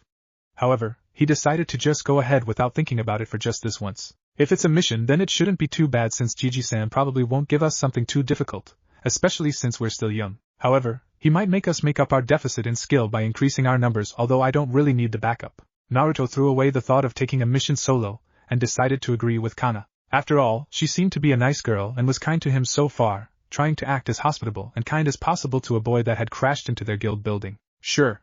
Let's go back to the guild. XGX. Location. Fairy Tail Guild Hall. Gray, you're not wearing clothes again, Kana said as soon as she walked through the doors. Said boy immediately looked down at himself before cursing and looking for his clothes on the floor. Again? Naruto thought to himself as he chuckled at the antics of the guild members. Suddenly, the girl with red hair that was previously manhandling Gray and the pink-haired teen around Naruto's age was in front of Naruto with her hand extended. Naruto stared at the hand before looking up at the girl. She had an expectant look on her face. Her hair was tied in a long ponytail that ran down her back. Instead of clothing, she was wearing armor on her upper body and a skirt on her lower body. I heard that you're a new member. My name is Urza Scarlet, Urza said to Naruto. The blonde moved forwards and shook her hand and smiled at her. I'm Naruto Uzumaki. Nice to meet you, Urza, the blonde said. If this were the elemental nations, no one would have introduced themselves like this. If it was before the battle against Pain, people would be discriminating against him. If it was after, they would flattering him to the point it was almost worship, something that Naruto did not appreciate. He wanted the respect, not hero worship. Good. Well then, I expect you to follow the rules and not create too much trouble. Naruto nodded his head mechanically in response. As soon as Urza left him and Kana alone, the two of them began to laugh to themselves. Fairy Tail members not making trouble? Who heard of that before? After Urza had gone off to somewhere else, another girl walked up to Naruto with another girl and the tall man that was able to transform him arm. Closer up, he realized it was the girl who won the recent bar fight and that the guy was much younger than he expected. He was just ridiculously tall. Don't talk to that bitch. By the way, my name is Mira Strauss, the girl in the front said. Naruto quickly deduced that she was the leader of their trio. The smaller girl next to her, Naruto assumed her younger sister, said something to Mira but the elder sister just waved it off and ignored it. Who's the girl you don't like? Naruto asked, used the euphemism. Mira turned back, facing Kana first before turning to Naruto. Hey Kana. I'll be seeing you in the S-class exams next year, won't I? Then, Mira faced Naruto with a glance that told Naruto she was one of those condescending girls with an ego, a trait that Naruto would beat out of her if no one else did. Urza Scarlet. She's a complete bitch. Don't talk to her, she said in a commanding tone. Naruto noticed the sound of a sword swinging and immediately ducked. Suddenly, Urza was in front of Mira with her sword drawn, which Mira stopped by grabbing onto the swordswoman's wrist. Did you call me a bitch, you skank? Urza said. Mira glared at the red-haired swordswoman before spitting at her. Naruto sighed. He didn't want to see another bar fight on his fight day after joining the guild. The two of you have so much animosity towards each other. The two turned to him as one and glared at him. Stay out of this, they said at the same time. Instead of responding, Naruto cleaned out his left ear with his pinky and stared at the two girls blankly. Then, he said, I'm sorry, did you say something to me? I hope I didn't miss anything important now. Well, I'm off to meet some more of the welcoming and kind See you too, Naruto said as he brushed past the two. Kana was staring in shock, watching Naruto walk away. Natsu and Gray, who were watching together without fighting for once, began to fear for the new guild member's life. He's going to die, they thought in unison. The two rivals stared at each other behind, nodding their heads and jumping after the blonde. Right before they reached him, however, the sound of a snap was heard and the two girls both dropped to the floor in a heavy heap, dropping uselessly to the ground. Both of them tried get up, but they couldn't for some reason. Something was pressing down on them, and it was heavy as hell. Kana, who was watching from a short distance from behind, was probably the only one who understood what had just happened, since she had an inkling of an idea of what Naruto could do with his magic. What kind of rune magic was that? Was it his rune magic again? But I only saw him drop 2 papers, the brunette thought to herself. However, to anyone else, it just seemed as if the blonde had snapped his fingers and the 2 had dropped as the result of his snap. Absurd as it sounds, magic was magic. There were Dragon Slayers, weren't there? Naruto turned around and walked back to the girls, glaring at the 2. Then, he bent down on his knees so that the height difference wasn't so much that the girls were easily able to glare up at him. Suddenly, Naruto smiled, completely breaking the tense atmosphere. Good job, you two. Using teamwork to get at a common enemy and striking when he didn't seem prepared. Good job. Pass. Naruto said cheerfully, giving the 2 a thumbs up. The 2 just stared at him for a moment, completely bewildered. Why was he not annoyed that they tried to attack him when he was turned around? Wait. You're not mad they tried to attack you when you weren't prepared? Naruto looked up and faced Kana as he shook his head. No, why should I be? This is fairy tale, and from I see, you guys fight all the time. If I say that you can't strike my back, wouldn't that make me a hypocrite? Use whatever advantage you can get, that's what I would do. Besides, I'm not as strong as you two, someone coughed from the bar counter. Nor am I as skilled as you, another cough from the same person. Naruto's right eyebrow twitched in annoyance as he finished his last statement. But if you let anyone have a plan or set up something, you're screwed. What a man! The third member of the white-haired family said. Naruto shuddered slightly before turning around and walking away, but he didn't let up on his gravity seal. The 2 girls continued to struggle to get back on their feet but failed. Kana stared at the 2 before hesitatingly passing them and joining up with Naruto, who was now staring at the mission board. Hey, fight me! Someone said to Naruto's right. Naruto turned from the board to the loud voice and saw the pink-haired mage. He turned back to the board and said in an apathetic voice, later. After I finish a mission with Kana. Natsu, who saw what Naruto had done, although still confused by how he did it, decided that was as good as a promise. However, he wanted to get to know the new guy better, so, hey, let me join in on the mission, Natsu said. Naruto stayed silent for a moment before responding with a smile at the Dragon Slayer. Sure, the more the merrier. Why not? Sweet. The Dragon Slayer said with a smile. May I join as well? Another person asked. Naruto turned to his right again and saw the boy that constantly stripped. He had already lost his shirt and pants. Naruto pointed at him and said, your clothes, which resulted in the boy looking down at himself and cursing again. However, he didn't leave immediately, staring at the blonde waiting for a response. Yes, you can join too. Hey, who said you can join, Gray? Natsu said, irritated that Gray would be on the same mission as he would be. He did. Didn't you just hear him? Gray responded in an equally annoyed tone before walking away to find his lost clothing. Kana, who was currently to Naruto's left, stared at the paper Naruto had just took from the board. Giving it a once-over, she nodded before taking it from his hands and then going over to the bar counter. Master, we'd like to take this mission.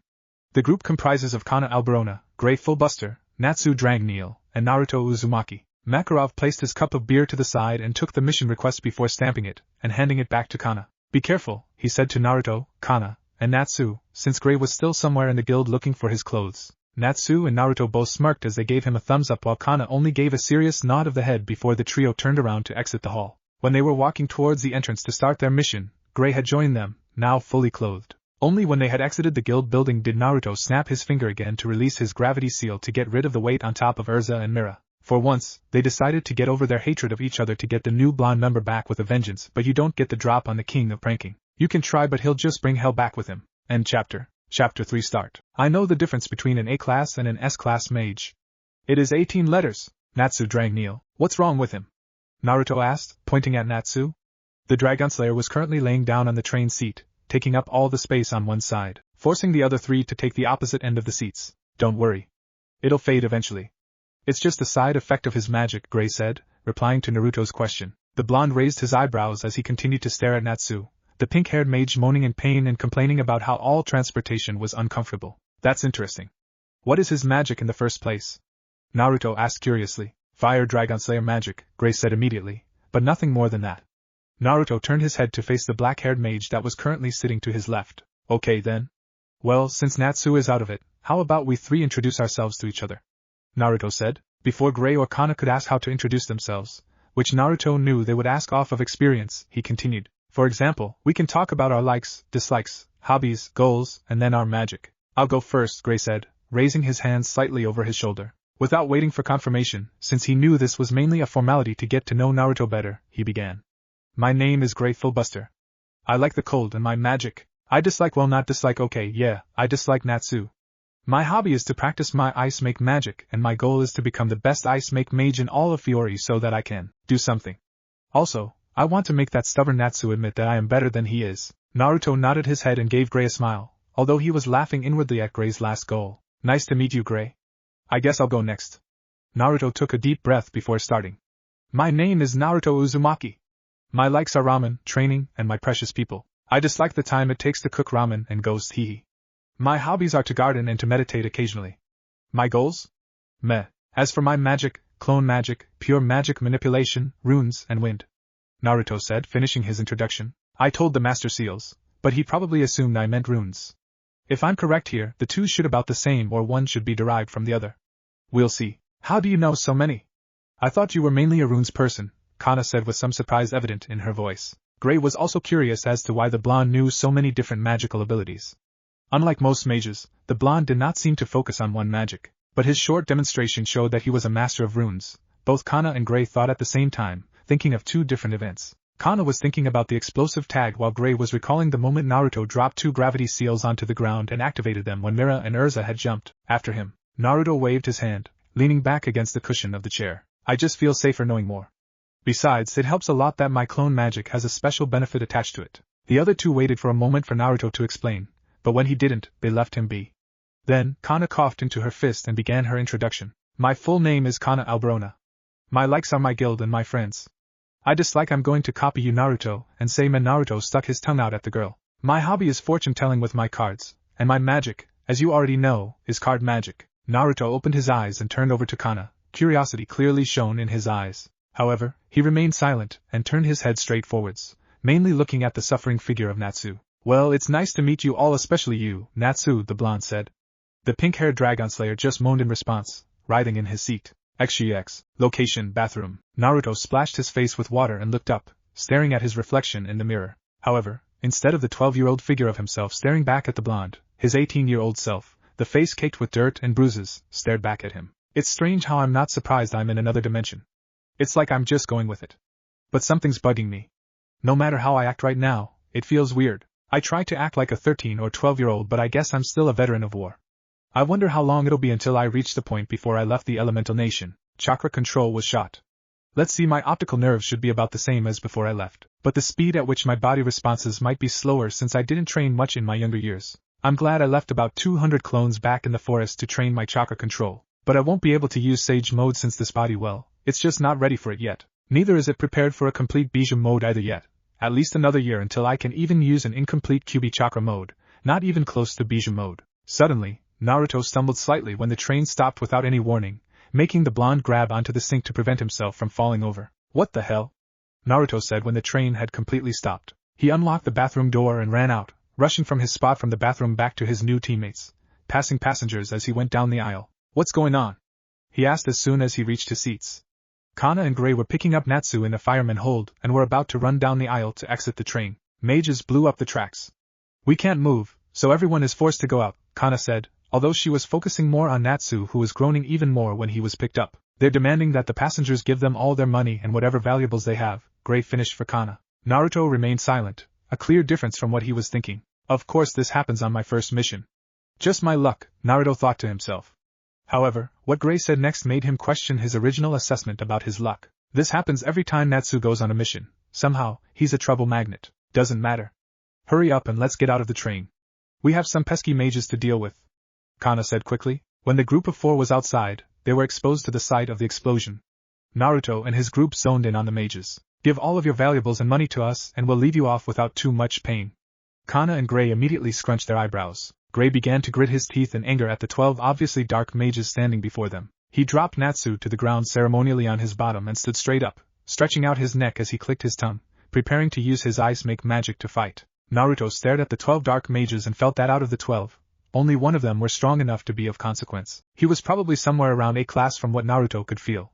The rest were cannon fodder, however. That still meant they had the strength in numbers. Not only that, but add the innocent bystanders to the equation, then the situation gets ugly. Well, if they want to play a numbers game, I can win that any day. But what can I do that would make this simple and clean? Ah, misdirection. Naruto smirked. He never thought he would do this, but it seemed that the time called for it. Desperate times called for desperate measures, right? He walked forwards with no reserves or any hesitation to his walk. Gray and Kana whispered for him to stop and read the situation, but Naruto continued to move closer to the dark mages and the front of the crowd of passengers, giving his two conscious teammates a smile before changing his expression to one of seriousness. What are you doing? Give us everything you got. One of the mages yelled at the frightened crowd. The mages were getting irritated that none of the passengers were moving forwards, or even making any action to reach for their valuables. However, they weren't afraid to use force or cause just a little bit of death. No, to get what they wanted, they weren't afraid to kill. Suddenly, the crowd started to move and split apart. The mages assumed it was the leader and waited. However, when the leader reached the front, it was revealed to be a blonde child that stood at less than 5 feet tall. The blonde had a look of determination on his face as he crossed his arms of his chest and stared at each of the opposing mages without backing down for a moment, making the mages question who the child was. Who are you, you little brat? Naruto growled at the remark on his height before he smirked. That was the question he was waiting for. He brought his hands into a cross position and used one of his signature techniques. Kage Bunshin no Jutsu, he said mentally. A cloud of smoke surrounded the blonde. When the wind cleared the smoke, 12 identical blondes were revealed surrounded the original caster. The dark mages took a step back in surprise except for the experienced one that was confident in his skills. After all, the blonde was only a child. Numbers did nothing if there was no skill to back it up. However, instead of attacking, the 12 clones of the blondes sat on the ground and each brought out a traditional instrument out of nowhere. Then, they began to play some strange kabuki beat as the original began to hop on one foot, and then switch to his other foot. I am the most unpredictable mage. My very name brings fear into the depths of the heart of my foes and enemies. I am revered everywhere. The fact that all opponents bow before me is the reason for my fame. Suddenly, all of the dark mages suddenly fell to the ground in a useless heap, an extremely heavy weight pressing down on each of their backs. Naruto, however, ignored their now vulnerable states and continued his ridiculous introduction. While they were focusing on the blonde and smoke beforehand, Naruto had created 13 clones, not 12. People assume that my clones have to be close to me, such a stupid assumption. He thought to himself as he hopped again to his left foot. I am the great mage, Naruto Uzumaki. Naruto finished with a flourish, whipping his head in a circle and throwing his right hand in front of him and his left arm behind his back. Naruto completely copied the pose of Ero Sennin when he first met the perverted sage. All of the backup clones finished their instrumental introduction and bowed at the end. Kana, Gray, and even the barely conscious Natsu's sweat dropped at Naruto's introduction. The amount of stupidity Naruto was acting with in this situation, however, made them wonder how he could remain so calm and take a situation like this as a joke. The rest of the dark mages on the floor were sweating in fear. They were completely vulnerable and had no idea why they were having so much difficulty to even move their body an inch upwards. Suddenly, Naruto turned around and pointed at one of the clones as he began to berate it. You missed the G note at the 13th measure. What are you doing? The clone bowed humbly as an apology. Sorry, boss. It won't happen again. The original Naruto kept his serious face as he continued to castigate the clone. It better not happen again. The rest of you, though, good job. Dismissed. As one, all of the clones bowed before disappearing out of existence in a cloud of smoke. How? Naruto turned around and smiled condescendingly at the downed mages. Kana, Gray, and a fully recovered Natsu were now listening attentively, also wanting to know how Naruto had taken care of the dark mages so easily. Instead of responding, Naruto reached into his pocket and pulled out a paintbrush. Ah, the paintbrush is so overpowered. Do you know what this baby can do?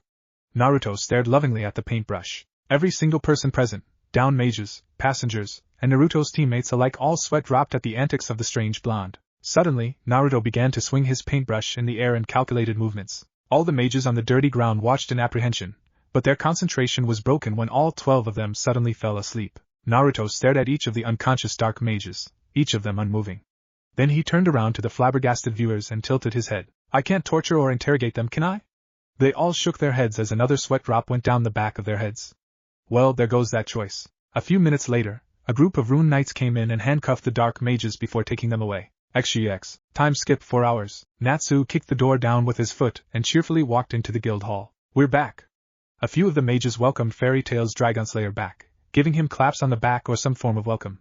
Naruto, Kana, and Gray quickly followed. The expression on Naruto's face was complete apathy for anything.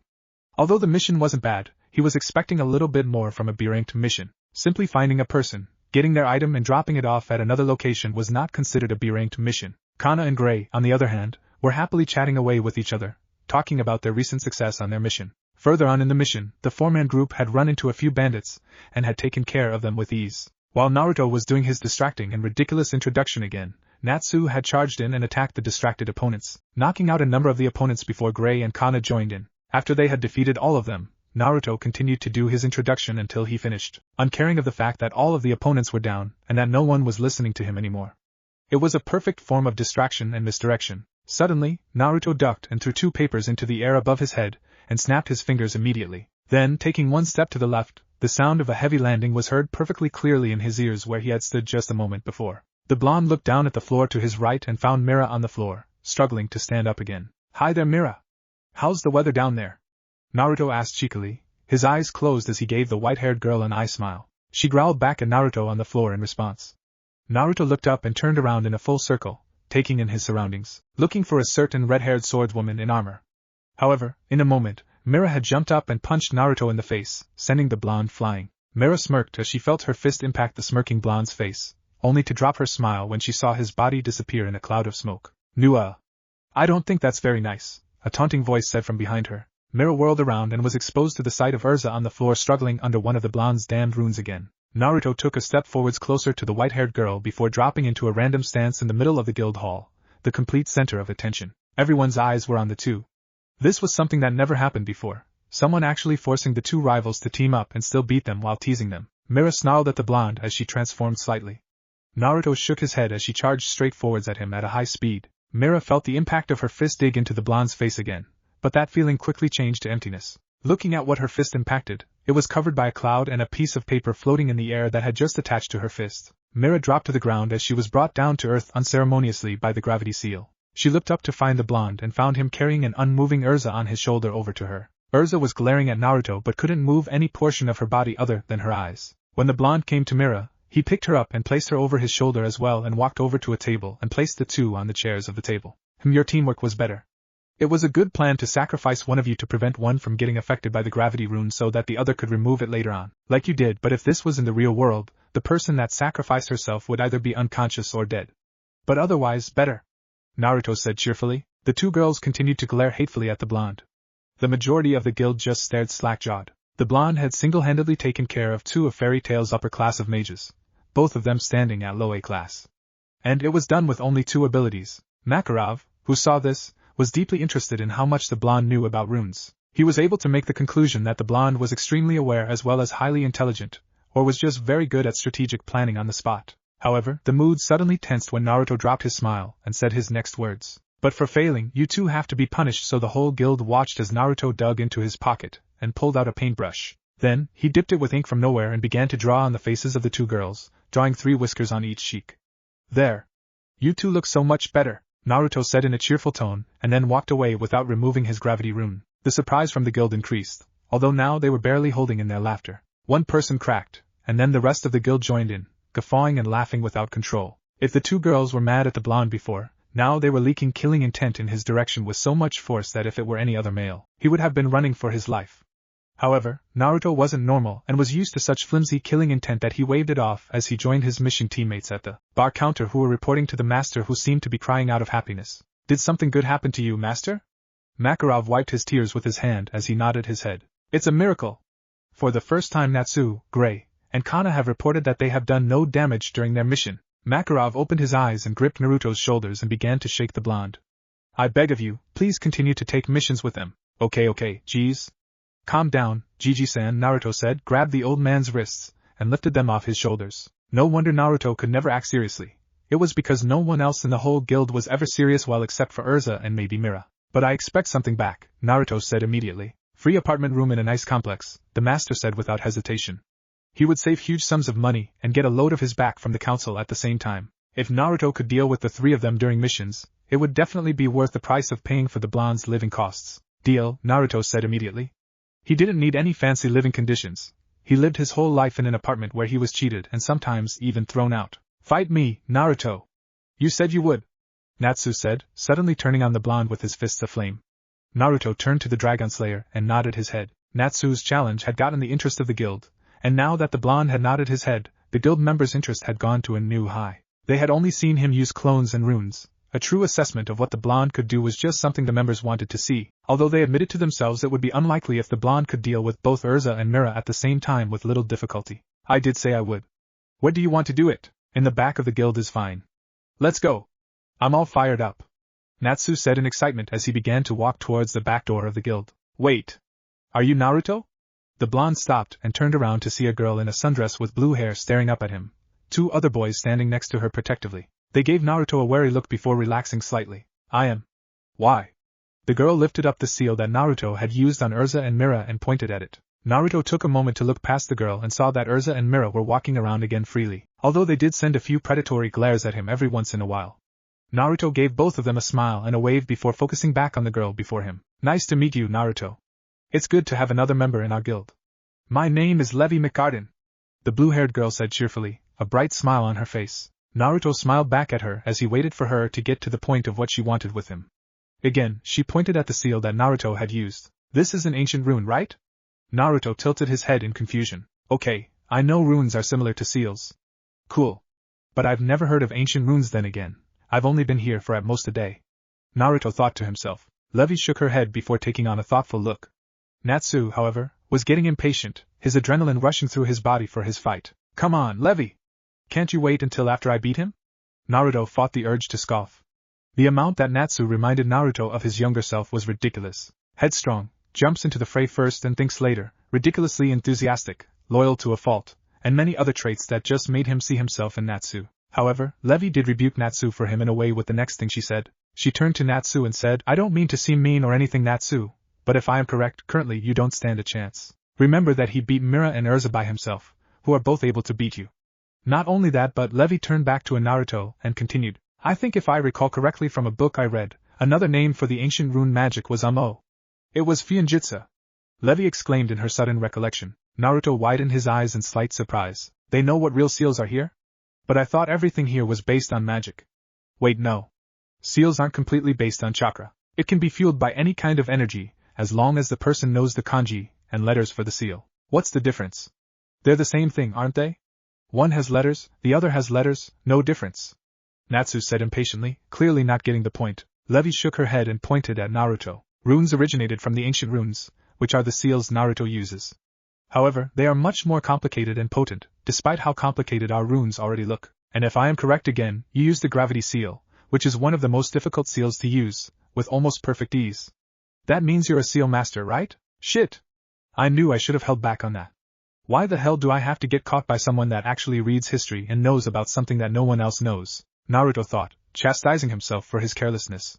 It had only been a day, and here, he was already getting caught with his use of seals. I thought something was strange when you said that you use seals instead of runes, the master said, pitching in his own thoughts. The old man turned to Natsu and pointed at the back door and said, Go and fight Naruto. It'll be a good experience, and you'll learn something. Naruto stared at the old man in shock, and then he smirked, realizing the old man's intentions. Makarov knew exactly how to teach Natsu, a hands-on experience. Natsu was like Naruto when he was younger, they both learned by practical experience. Finally, let's do this.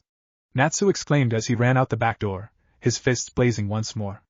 Naruto chuckled mentally as he followed the eager Natsu out the back door. Makarov hopped off of his seat on top of the bar counter, and followed immediately behind Naruto. Slowly, the rest of the guild came out, interested in what would happen and to find out what exactly Fuinjutsu was. When all of the guild members were outside, including Urza and Mira, they saw Naruto and Natsu facing off about 10 meters away from each other. Natsu had his hands and feet aflame as he grinned at the prospect of fighting that might be strong. Turning over to Naruto, however, changed the mood immediately. Instead of looking prepared for a fight, the blonde had one of his hands in his pocket, and the other hand in the air, twirling a paintbrush. Makarov coughed to gather the attention of the guild members and to silence them before he set the rules. First person to get a knockout or land a clean hit will be the winner. Ready? Natsu responded with an excited OSU, while Naruto just hummed in response. Begin! Natsu immediately charged forwards, propelling himself by lighting his feet on fire. However, right before he was in striking range to punch the blonde, Naruto raised his right hand with his index and middle finger pointed straight to the sky and said one word, Seal. Suddenly, Natsu crashed into an invisible barrier and fell down to the ground. He immediately got back up and tried to attack Naruto again through the barrier but failed. Understanding that he couldn't go forwards, Natsu tried to make distance but crashed into something against his back. It's over, Naruto said. Natsu stopped struggling for a moment to glare at the blonde. Are you telling me to give up? And when did you use your seal? I never saw you move. Naruto shook his head. I'm not telling you to give up. In fact, I think that the fact you don't want to give up is a good trait to have. However, you should understand the situation you are in right now. And if you want to know when I did it, remember what I said to you during the mission? Natsu stared at Naruto, his eyes going blank for a moment as he went through his memories earlier in the day. XGX. Flashback during the mission. Naruto, why didn't you just fight those dark mages? That would have been so much more fun and exciting, Natsu asked as he shouted out his opinion, a small ball of fire erupting from his mouth. Currently, the group of 4 was in the train station waiting for the train to take them back to the town of the guild. Natsu, I already told you. If I don't need to fight or use any of my abilities, I won't because there is no need to. It's called efficiency. Runes are not very taxing on my reserves and they're almost limitless in what they can do. It helps that those dark mages underestimated me and also didn't know what kind of magic I can do, Naruto said. Natsu dropped his head and pouted slightly. But that's so boring, he said. It saves lives, Naruto immediately replied. Natsu raised his head to look at the serious face of Naruto. What do you mean? Naruto dropped his crossed arms from his chest. Okay, what would you rather have, Natsu, a battlefield where you set the rules, Naruto said, raising his right hand, or a battlefield where it's anyone's game? The blonde finished, raising his other hand. Of course I would choose my own battlefield. That's easy, the Dragon Slayer said without hesitation. Naruto nodded calmly. Although it seemed that Naruto was only talking to Natsu, Gray and Kana were also listening in a few feet away, talking together only a few moments before until they heard Naruto bring up the topic. Correct. You would obviously choose the terrain where you set the traps, you know the terrain, and you know every single advantageous place. So if someone comes into your battlefield and you don't need to fight, would you? Natsu shook his head. It's the same thing. I had no reason to fight those dark mages because they were in my battlefield and under my rules as soon as they let their guard down against the seemingly useless and weak 12-year-old mage. But isn't that kind of like cheating? Natsu asked innocently. Once upon a time, Naruto might have asked that too, but he wasn't the same anymore. No, he would take any advantage he could get. After all, he may be a mage now, but he is truly a ninja at heart. Then you cheated to save lives, Naruto said. XGX. End flashback. Natsu's blank look turned to one of realization. You set it up before the battle began when we walked to our position and my back was turned to you. Natsu yelled accusingly. Naruto nodded his head, his facial expression showing neither shame nor guilt in his actions. Natsu growled before breathing in heavily. The blonde felt an enormous amount of energy build up in the Dragon Slayer and jumped back before pulling out a paper and writing a full seal onto it within 2 seconds. Fire Dragon's Roar! Natsu screamed as the huge magical energy erupted from his mouth and shot forwards as a wide beam at Naruto, immediately breaking through the barrier Naruto had erected. Instead of dodging, however, the blonde stayed still, watching the attack come closer and closer to him. What is he doing? He has to get out of the way. Some of the guild members said in worry of the blonde. Urza and Mira, although they didn't like Naruto, were slightly worried for him. If he took the blunt of the damage from Natsu's all-out attack, that was an immediate visit to the hospital with a stay of possibly a few months. He's fine, Levi said, completely contradicting how many of the other guild members felt. They all turned to her for an explanation, but instead of replying, she pointed at the location of where Naruto stood when he faced the oncoming attack. All the guild members turned to where her finger was pointing and dropped their jaws in shock. Naruto had his hand raised and the paper he was holding was sucking in the powerful attack. What the hell? Fight me, Naruto! Don't just use your seals. Instead of responding, Naruto continued to suck in the attack until every last bit of it was sucked into the paper. If his attack was a little stronger, then that seal wouldn't have worked and would have imploded. Naruto raised his head to face Natsu only to find a flaming fist about to hit his face. Having no time to release a seal or perform any substitution techniques, Naruto raised his fist to meet Natsu's. When the two fists collided, both of the boys were immediately thrown back by the force. They both flipped backwards and skidded across the dirt before stopping. Is he getting stronger? Then he's just like me getting stronger when fighting against someone that is higher than him, Naruto thought with a smirk as he faced Natsu who was panting and heaving from using so much energy. There, I got you to move, Natsu said triumphantly. Naruto nodded his head and smiled as he closed his eyes. Natsu lost, Makarov suddenly said out of nowhere. This time, even Levi was confused. Laxus, who was watching from the second floor of the guild building, had been the only other person to see what the blonde had done, but that was because he had a different perspective. A moment later, a clone erupted from under the ground right where Natsu was standing. It punched Natsu in the chin, sending the Dragon Slayer flying into the air before it kicked him on the stomach, sending Natsu crashing into the ground. Usually, Natsu would be able to get back up, but something was pressing down on him. Pressing down, he used a seal? But, when right? It was when my clone hit you. Seals aren't limited to paper. They can be infused onto the skin, Naruto said as he walked up to Natsu. Good fight, Natsu. Grr, fine. You won this time, but next time, I'll win. Natsu shouted at Naruto. The blonde leaned down and removed the seal on Natsu's stomach and grabbed the Natsu's hand to pull him up. When they were face to face again, Naruto smirked at Natsu. "You're going to have to get a lot better than that to phase me, Natsu," he said. Natsu grinned in response, prepared to do anything to beat Naruto someday. Winner is Naruto. End chapter. Chapter 4 start. Time skip, 1 year. English. A language that was created by Shikamaru and some other geniuses during the war to prevent certain people from foiling their plans. Naruto had been forced to learn it since he was an integral part of every situation and plan during the war in the elemental nations. Basically, any person that was of any significance in the war was forced to learn the new language, which basically made it esoteric. Only a handful of the shinobis actually learned it. However, in the land of Fiori, it was the main written language. The spoken language was still the same as in Naruto's world, although the blonde was questioned a few times by his guildmates about his old dialect. It was early in the morning, only about 7, the sun was just rising. Naruto, in a rare case of laziness, was sitting at a table by himself with his face pressed against the table. He was the first person at the guild. The master didn't count since he was sleeping on the bar counter with a cup of beer on his lap. After a year, Naruto had grown and now stood at a height of 5 feet and 3 inches, having grown 5 inches in only the past year or so. The spiky-haired blonde had changed his choice of clothing, so instead of wearing a jacket, he had custom ordered a coat that resembled his sage clothing, a long coat of any color with flames on the bottom of the hem. The color of the shirt didn't matter to the blonde as long as it had a circular flame in the chest area. Finally, the pants had to end near his shins, where Naruto would wrap tape around the bottom of his shin down to his ankles. With almost no breaks, Naruto and his gang would take a mission of any rank, although throughout the course of the year, the group tended to take higher and higher missions until they were taking B rank and higher consistently. Eventually, they created a team that became somewhat permanent, and they had earned a name for themselves throughout Fiori as Fairy Tail's non-destructive group that passed every single mission in almost record speed. Despite the fact that there was almost always some kind of problem during every mission, probably due to Natsu's aptitude for trouble, they were generally quickly dealt with, which further increased the team's standing among many mages and even people on the council. In fact, Makarov was teased and complimented on his first non-destructive team, and every time that the team completed a mission, Natsu would immediately challenge Naruto to a fight. And of course, this would result in the blonde winning handily in every single spar. Although Natsu was improving at alarming rates due to the blonde forcing the Dragon Slayer to actually use his brain and constantly be on his toes. Not only that, but Natsu decided to train with Naruto. The first day that Natsu had joined Naruto in his training clearing, he was shocked to find thousands of clones training, meditating, or doing some kind of concentration training.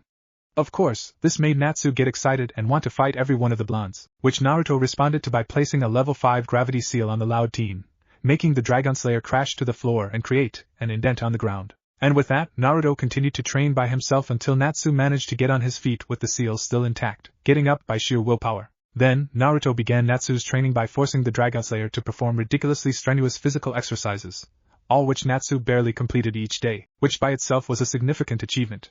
After about a month after Natsu had trained with the blonde, Gray also joined in on the training, although he focused more on his magic, in which Naruto gave some ideas, such as Haku's volley of ice senbons and other possibilities, such as controlling ice in midair. After a few days when Gray joined, Kana joined the group, but she mainly just hung out and watched the boys work and cheered randomly whenever one of the boys would have a spar, which was common due to Gray and Natsu getting into fights constantly. The effects of the training were obvious for both boys, but Natsu improved ridiculously. Eventually, during one of his spars with the blonde, because the Dragon Slayer's speed had increased so much without the gravity seal, he forced the blonde into a close combat battle which was much closer in skill. However, that was probably most likely due to the fact that Naruto didn't use chakra to back up his strikes. After 1 year of constant chakra control training, physical training, and meditating, Naruto had reached Jonin chakra control, was able to use nearly half of Kurama's chakra now, and was able to enter a perfected Sage mode. There was something he found interesting about Sage mode in this world.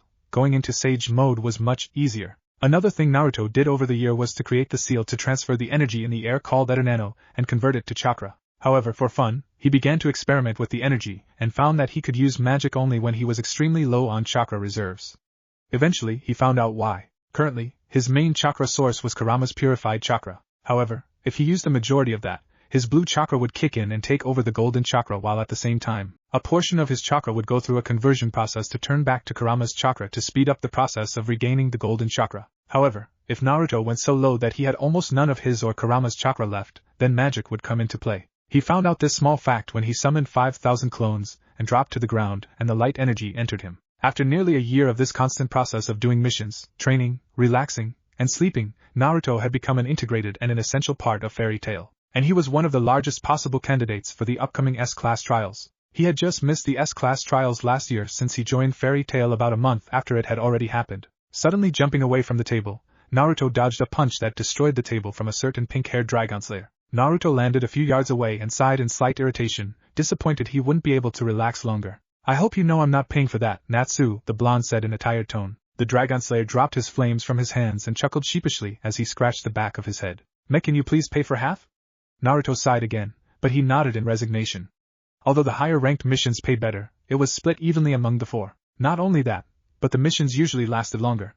After that, the four would do whatever they wanted with money. Usually, a person would be fine with the amount of money Natsu would receive after doing missions consistently, but he had a ridiculous appetite which took out a chunk of his wallet. You shouldn't do that too often, Naruto, or he'll just become dependent on you, Kana said as she entered through the guild entrance with Gray. Naruto turned to the two and gave them a wave and a smile, which they both returned. Sometime during the last year, Kana had gotten rid of her ponytail and let her hair fall naturally. She had also changed her wardrobe, getting rid of her sundress to wearing short shorts and a tank top. Gray, however, hadn't changed at all other than the fact that he had grown taller, which applied to all three of the boys on the team. So what are we doing today?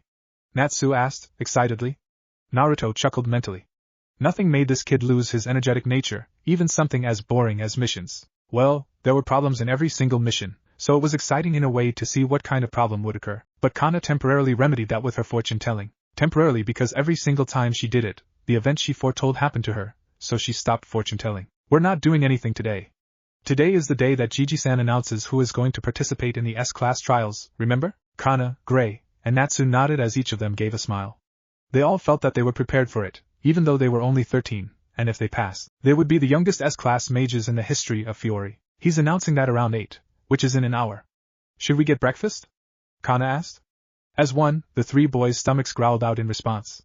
Kana laughed mirthfully. Come on, you guys. I know a pretty good restaurant a few minutes away. About 20 minutes later, the four were eating at a somewhat fancy restaurant. Each of them was able to pay for themselves since they had a decent amount of money, except for Natsu who Naruto was paying for. The four were sitting at a circular table with a soft, white tablecloth. Each was sitting on the red velvet cushion of the chairs, resting comfortably as they ate in the calming restaurant. On the center of the table was a candle, although the fire was gone since Natsu had eaten it. Currently, the blonde was eating a steak, Gray was enjoying a dish of sushi, Natsu was chomping on chicken as if it was going out of style, and Kana was eating her cooked meat. Next to Kana's meal was a cup of wine which Naruto constantly prevented her from drinking, so it was still untouched. No, he said when she reached for it again, only for her hand to be smacked away from the wine glass. She pouted and glared at the blonde who was slicing another piece of his steak with knife. Why not? It's not like something bad is going to happen. Besides, I'm certain that I can hold my liquor, the brunette argued. I'm pretty sure that I can, too, Naruto said, thinking about his immunity to alcoholic affects. However, I knew a friend that went berserk from a single drop of alcohol, so I'm not taking that chance, he said. Suddenly, Natsu grabbed onto the wine cup when Naruto was lightly arguing against Kana and drank all of it in one go. Hey! That's my wine! Kana whined out sadly. Naruto shook his head and smiled slightly. Kana whipped her head to Naruto and glared at him. That's not funny, it was expensive. And how come you're not chastising him for drinking wine when you won't even let me touch the cup? Naruto smirked and chuckled to himself. Because Natsu will be the same with wine or without it. It won't make a difference in how he acts and thinks because he doesn't plan anyways. Natsu burped before turning to glare at Naruto. Hey, I resent that. I can think just fine. I'm going to make S-Class today, yeah. Natsu said with a slightly slurred tongue as he fist pumped into the air. Naruto laughed as he pointed at the slightly drunk Dragon Slayer. See, still the same. He's going to pay for that, Kana said. Immediately, Natsu seemed to gain his bearings and leaned over the table, placing his mouth over the cup. Naruto, Gray and Kana sweat dropped as they stared at Natsu. What are you doing? They all asked. Natsu looked up at them and said, if I throw it up, I won't have to pay for it, right? Naruto and Gray facepalmed while Kana's face turned green from the thought. XGX. Makarov jumped up from his spot on the bar counter and flipped multiple times to land on the second floor only to hit his back against the handrail. All of those that saw it sweat dropped. Their master was strong, but ridiculously stupid or just careless at times. The master coughed loudly to gather the attention of the entire guild. All of the guild members had looked up or stood up to give their attention to the master of the guild. He lifted a stack of papers and began speaking. As you all know, this is the time of year for our S-Class trials. After much deliberation among the other S-Class mages of Fairy Tail, we have conjured a list of the mages that will be contesting in this year's trials. So, congratulate your fellow mages as I begin, Makarov said. He looked down at the paper and immediately, all the mages began to tense up. This was the moment they had been waiting for and had increased their mission load in the recent weeks for. The first candidate that was accepted was Evergreen. Every mage clapped for the candidate, proud and happy for the possibility of a new S-class mage. The mages closer to her, who were Bixlow and Freed, both gave her a pat on the shoulder or the back in cheerfulness. As a high A-class mage and the owner of a good reputation among the council as not so destructive for fairy tale mages, you were accepted for this year's trials. Congratulations. Again, the guild members all in the hall clapped. Makarov coughed to silence the mages as he flipped through his paper again. Right. Well, wait, what is this? A request. Regulations? Who needs that? Makarov began to throw a large chunk of his papers behind his back as he continued to quickly peruse through the list. After about another minute or so, Makarov now held 6 papers in his hand. Right, well, onwards we go. The next mage from our list is Bixlow. Congratulations. Evergreen and Freed both turned to the blue-haired mage and playfully slapped him in the face as he stared up at Makarov in shock. Well, he asked for a slap since he said that he must have been dreaming. Now, all that would be needed to complete their group would be Freed and their team was all in the S-class trials. Makarov turned over the page, leaving 4 more unread. The next mage is Freed. We have found your actions exemplary and so, not are we allowing you to take the S-class trials but have also put our compliments and hopes in you as leader of your group. Well done, Freed. The trio, Evergreen, Freed, and Bixlow turned to each and gave each other a smirk. They would push each other to edge. Just because they constituted a team doesn't mean that they would back down an inch. Makarov flipped the page, but instead of starting immediately, he narrowed his eyes and stared at the paper. Then, he flipped it over, and then flipped it over again to the last page. Well, that's strange. Everyone's sweat dropped. He didn't read the results beforehand? The last 3 papers are all for one person. This one, we had to go to the Magic Council for. Apparently, the Magic Council has accepted our proposal after a long debate over whether or not they should allow it. The last person that is in the trials is all the guild remained dead silent, each waiting for their name to be called. Kana had her eyes closed, and was holding her breath. Natsu and Naruto were staring up at the guild master with an excited look on his face. Gray was stripping. Urza and Mira were glaring at each other, telling the other that it was her, not the other girl. The suspense was literally palpable in the room before Makarov named the last contestant. Then, his lips began to move. Everyone leaned in to hear better. Naruto Uzumaki. Dead silence was the response. Makarov had requested for a 13-year-old to participate in the S-class trials, the youngest age ever to participate? Okay, that was ridiculous, but this was fairy tale, so that gave him a lot of slack. But seriously? The Magic Council not only taken it without berating the master but had also accepted the request. What was the world coming to? Yeah. The whole guild shouted out in unison, their disbelief quite obvious. Only Naruto's team found it completely reasonable, although Mira and Urza had to grudgingly admit that the blonde fit the last position better than either of them could. Makarov raised his hand in a gesture for silence. The guild promptly gave him the floor once more. These aren't my words. The council has spoken. The Magic Council has accepted the request due to one Naruto Uzumaki's exemplary behavior during missions. He has not once caused destruction during his stay in Fairy Tail, has filed complete mission reports with no potholes, and is also a high A-class mage. His unrivaled use of ancient rune magic, an extremely esoteric magic that may be only currently accessible to him, has made him a high contender for the placements. Adding to his already distinguished repertoire of magic abilities are wind, clone magic, and pure magic manipulation. With these circumstances and conditions given, we, the council, have accepted your request and have given permission for Naruto Uzumaki to partake in the S-class trials. And then the rest of the paper goes on to say random things that aren't really important. Everyone turned to stare at the blonde in surprise at the amount of things that he can perform, a majority of them which the guild had no idea of. They had never seen him use anything other than his ancient rune magic and his clone magic, which he was already a master of. Who was to say that he wasn't an expert of wind manipulation and pure magic manipulation, a magic that they had never heard of? Suddenly, the guild looked at the blonde in a new light. Someone ridiculously overpowered at an extremely young age. Naruto grumbled as he turned his head away from his guild members. However, the silence ended when all of the guild members began to clap and cheer for the blonde. When the noise had died down and all the members had stopped congratulating the blonde by patting his back a bit too hard, Makarov spoke for the last time about the S-class trials. The trials are to take place next week on an island about 5 hours away by boat. Choose your partner and choose well. That is all the information I am giving out. Congratulations to all that have been chosen and good luck, Makarov said, his voice booming throughout the guild hall. A few minutes later, Naruto walked up to Makarov who was back at the bar counter once more. You didn't have to read off my abilities. That just made the competition that much more difficult, Naruto said with some irritation in his voice. Makarov looked up and gave a knowing smile. They would find out sooner or later. Besides, they're your family, so why not? Naruto turned his head and looked up to face Makarov. Deception is key. If I never used those abilities, it was for a reason, don't you think? Naruto sighed when he received no response. It doesn't matter. It's not like they know what I can do with them anyways, Naruto said, indicating the rest of the guild. With that, Naruto walked away with the master watching his back, Makarov wondering what the blonde had meant by no one knew what he could truly do. The S-class trials this year are sure to be interesting. Makarov thought to himself as he took another drink from his beer, only to find it empty. Elsewhere in the guild hall, Naruto was approaching his team. The moment they saw him, they all congratulated him immediately. Natsu began to talk incessantly as Gray gave Naruto a fist bump and Kana gave the blonde a light hug. Forcing the excited Dragon Slayer to calm down, Naruto spoke. Gray, I want you to be my partner for the S-class trials. Gray's and Natsu's eyes opened wide in surprise, one because he wasn't expecting it, and the other because he felt he deserved the position of Naruto's partner.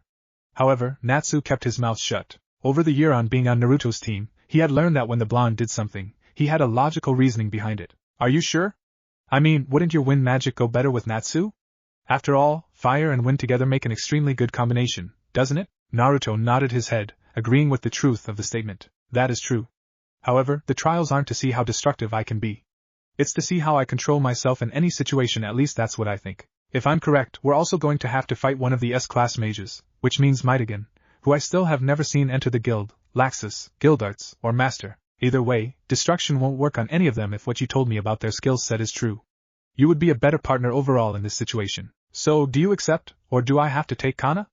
Gray immediately began to nod his head. Hey, why would I be last? Naruto turned to the pink-haired boy and began to run off reason after reason. Because you wouldn't be able to fight evenly against any of the S-class mages for even a minute, based on your stats currently. You are too excitable, which is why I would go with Gray or Kana. And finally, I don't need to destroy any islands. Natsu's eyes lit up. If you and I work together, we can destroy an island? That's so cool. Naruto sighed and pressed his fingers against his forehead, but he didn't deny it, which Kana and Gray noticed. Then, the blonde looked up and focused on Gray. Okay, for the next week, I'm going to train with you only and I'm going to show you some of my real magic so that you don't get too surprised during battles if we have any. Alright? Gray nodded his head. With that said, Naruto turned around and began to walk out of the guild with Gray in tow. On the way out, Urza and Mira were waiting for the two boys, or more specifically, Naruto. The two boys stopped walking when they were a few feet away from the two girls. Do you want to say something? Urza and Mira began to struggle with the words they were about to say. Kanko congratulations. They said in sync, although the way they said it seemed to be more out of anger than anything else. Naruto raised his eyes. Thanks? Urza nodded her head and began to walk away. Mira, however, wasn't done. But why did they choose you over me, or even Urza? We're older, and we should be strong enough, right? You're only 13. Naruto immediately shook his head, but it wasn't to deny her reasoning. What's the difference between an S-class mage and an A-class mage? Don't tell me 18 letters. That's something Natsu said, Naruto said, getting a small laugh out of the usually angry Mira. Well, only angry or irritated around the blonde. Isn't it strength and intelligence? Like planning and stuff? I mean, I don't like to admit but you're definitely better than us in tactics. But I've never seen you actually use strength. Then what made you a better candidate? Naruto began to walk past the girl and stopped when he was shoulder to shoulder with her, the two facing opposite directions. Let me tell you something you already know. This world isn't all rainbows and butterflies and happy. It's a dark world and a light world, and it's not really fair either. The only fair thing I can say for certain are the 24 hours in a day given to each person. You do what you do with your time. I trained every day until I couldn't move anymore, and Natsu worked with me every day. But that's not the point. Here's the difference between you and me.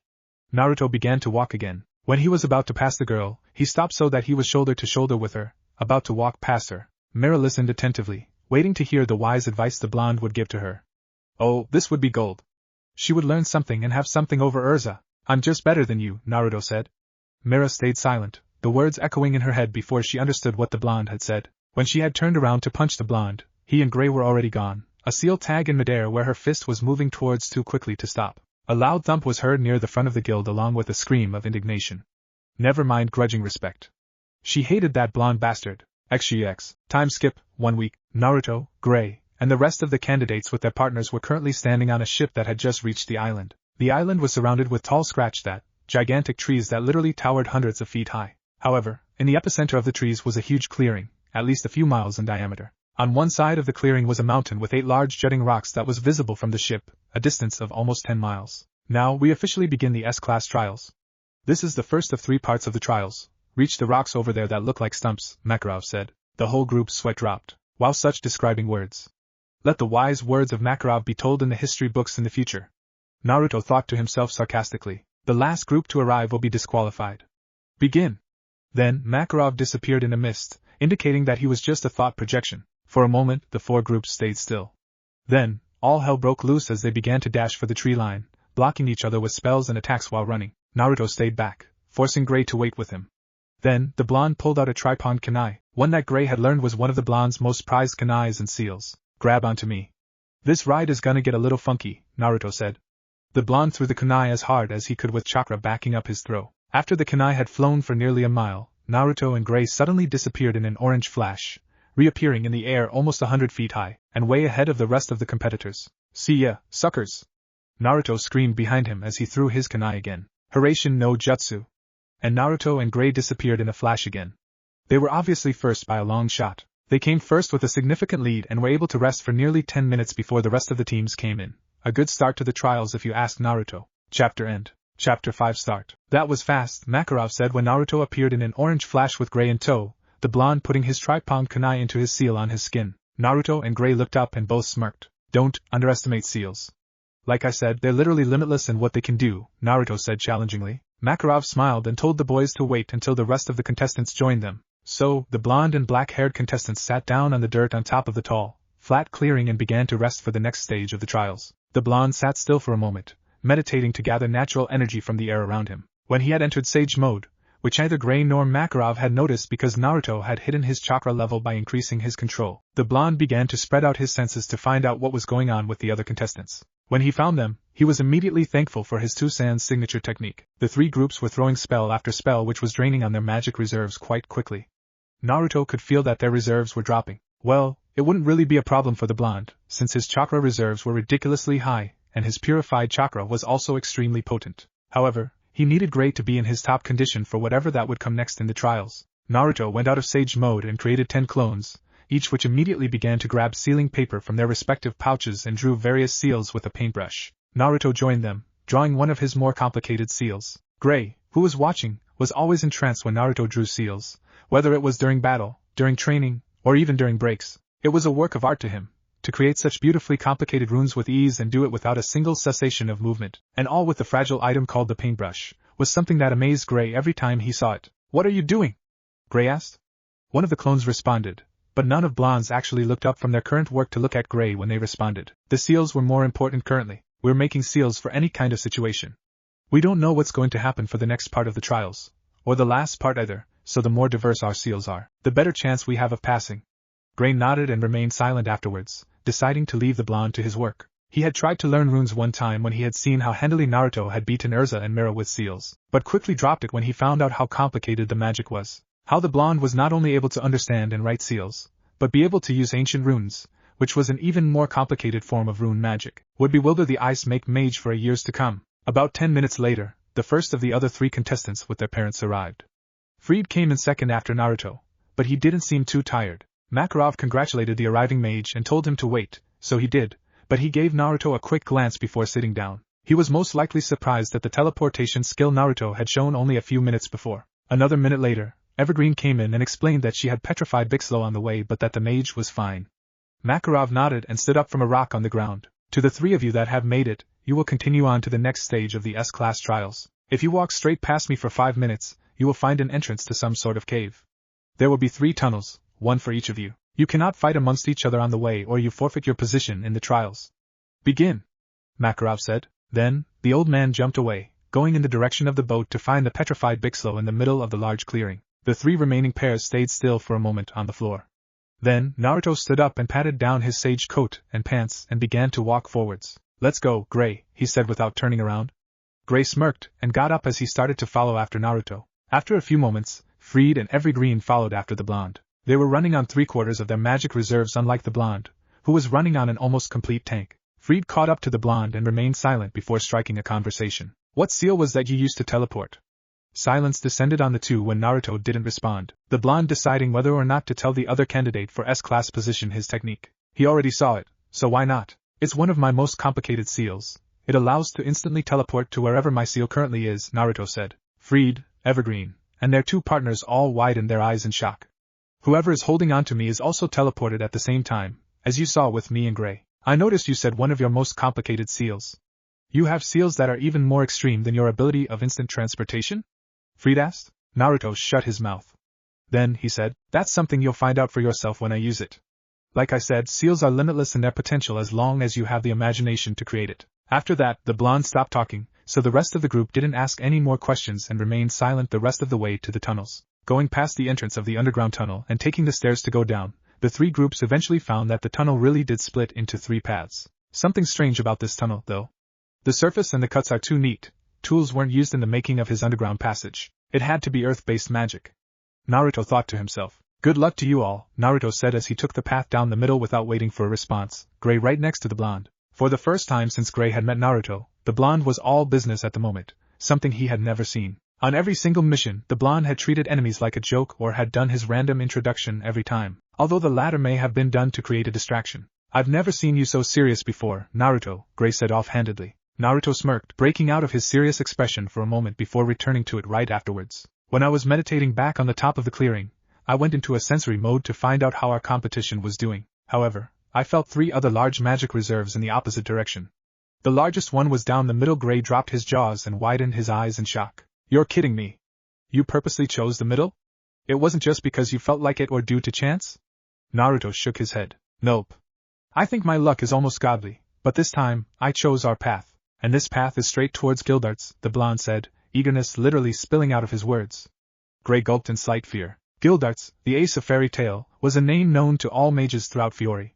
He basically stood at the same level as Master. Not a single guild member could actually make the man get serious since none of them had ever made him move a single foot. Unofficially, he was considered an SS-class mage based on his skills and his mission list. For Gray to see Naruto walking towards the monster with a serious face, but a feral smirk behind that facade, made the ice make mage wonder what Naruto was up to.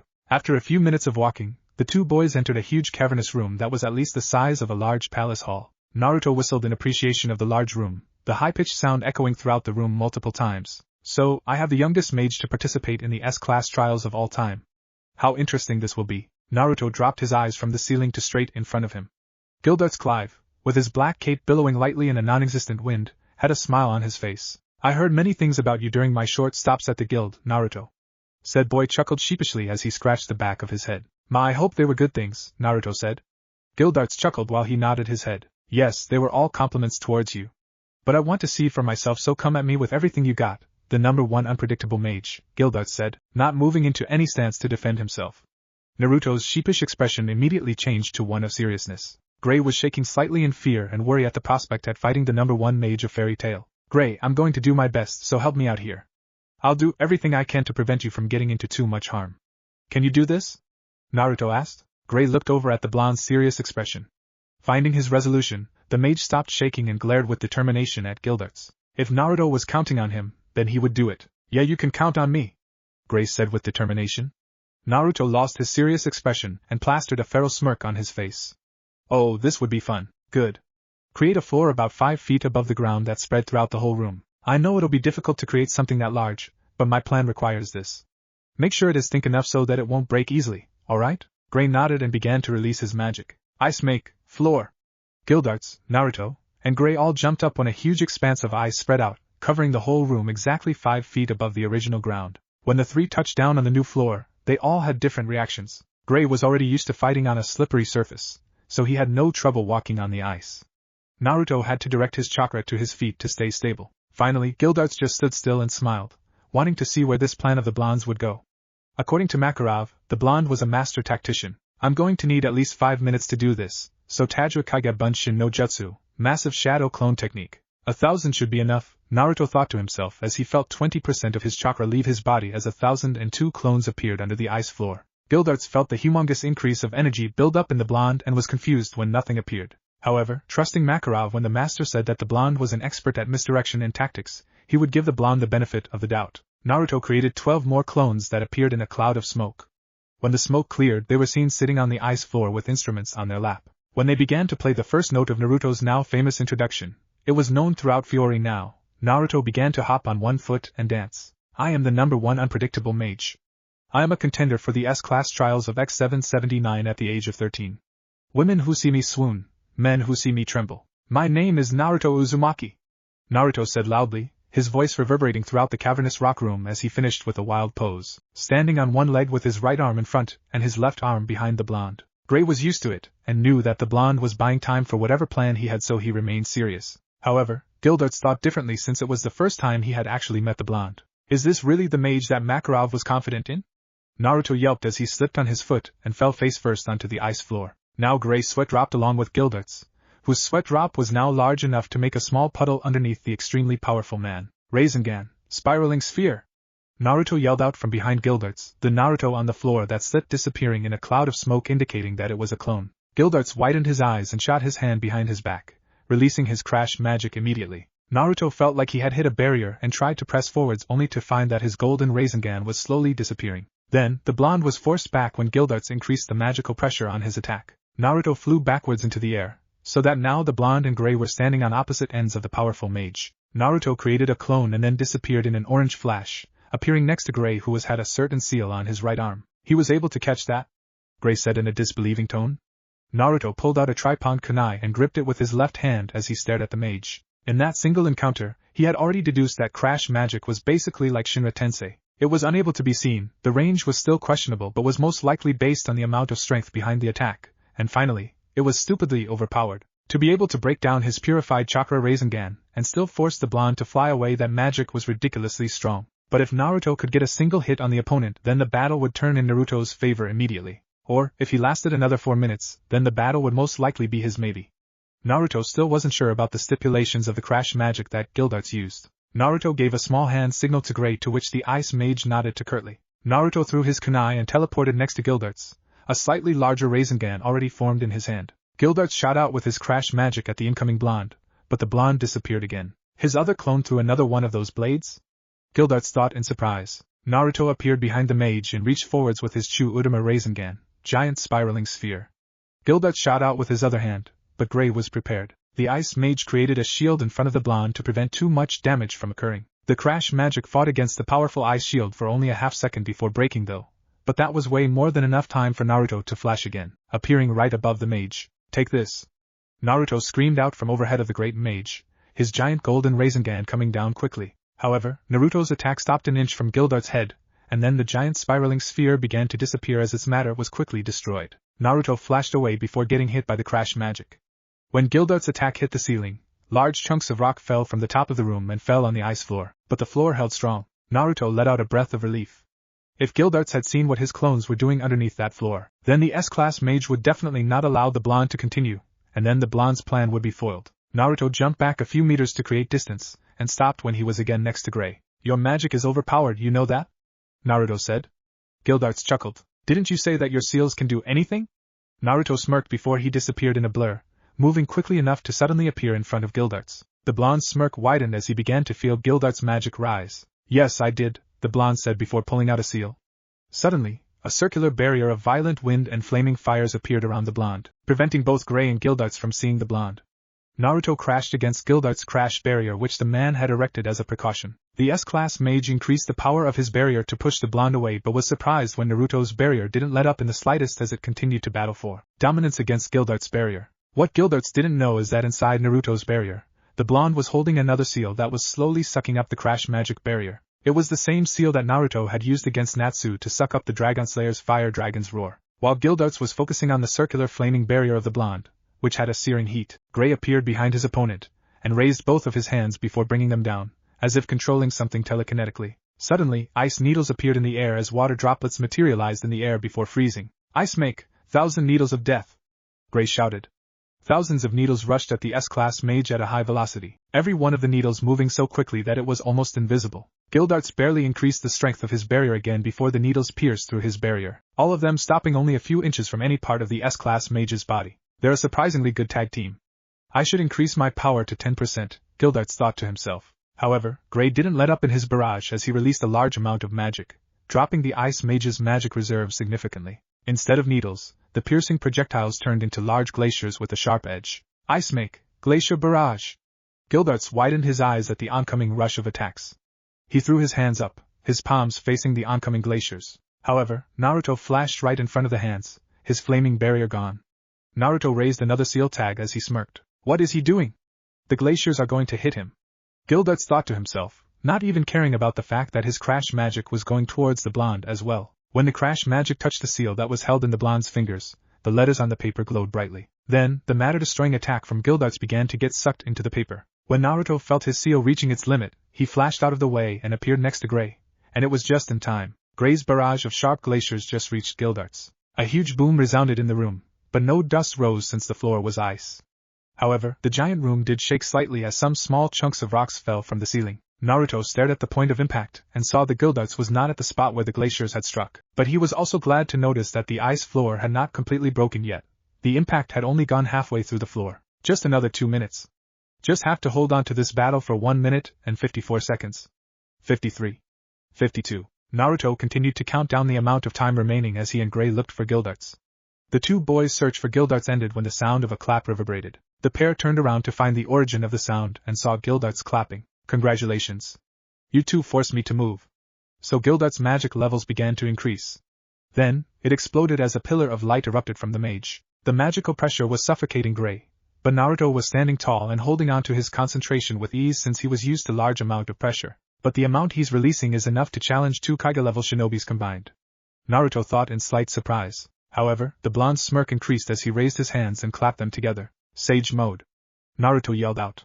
Suddenly, the blonde's chakra increased until it equaled Gildart's, and even surpassed the man's. Gray noted that the blonde's eyes were now golden with a strange bar-like thing that went horizontally across the pupil, and now he had a strange orange makeup around the eyes. However, Naruto's dominance in magic levels quickly ended when Gildart's magic levels exploded again, exponentially rising once more.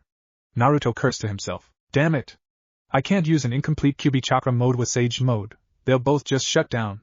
Okay, I'm going to have to gamble this. Naruto dropped into a low position as he bent his knees and moved both of his hands to his 2 sides. Then, without any seals, 4 clones appeared next to the blonde and began to rub the air above the blonde's palm. I can't hold this form for too long, so let's see whose attack is stronger. Naruto yelled out challengingly. Gildart's, who currently seemed like the devil himself with his currently strength, laughed out loud as he brought up both of his hands in response, and focused his crash magic into his palms. Although he wouldn't go all out with the blonde, he could find out what was stronger. One of his most powerful attacks when he was at 50%, or the blonde's strongest attack. Naruto's chakra levels increased again. Although it wouldn't take all of his chakra, it would bring him down to about 20% or lower. The clones began to increase their hand movements, their hands blurring as they continued to rub the air. Then, a screeching sound filled the air as a golden spinning Rasengan appeared in both of Naruto's hands. The clones continued to rub it until it was the size of a complete Rasen Shuriken. But I'm not done yet.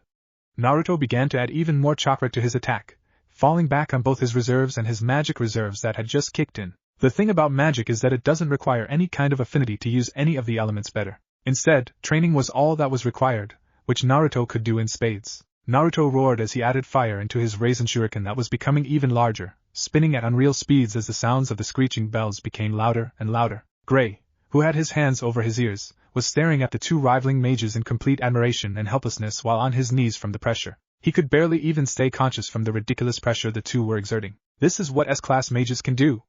I can't even hold a candle to Gildart's. I knew that, but was Naruto always this strong? Gray turned his head to stare Naruto, the blonde staring straight at Gildart's with a smirk whose attack was also increasing in strength as the crash magic actually began to become visible. When Naruto added fire into his wind style, Rasen Shuriken, Gray was forced to jump away from the ridiculous heat the spinning attack was producing. The ice below the blonde began to melt at an extreme pace.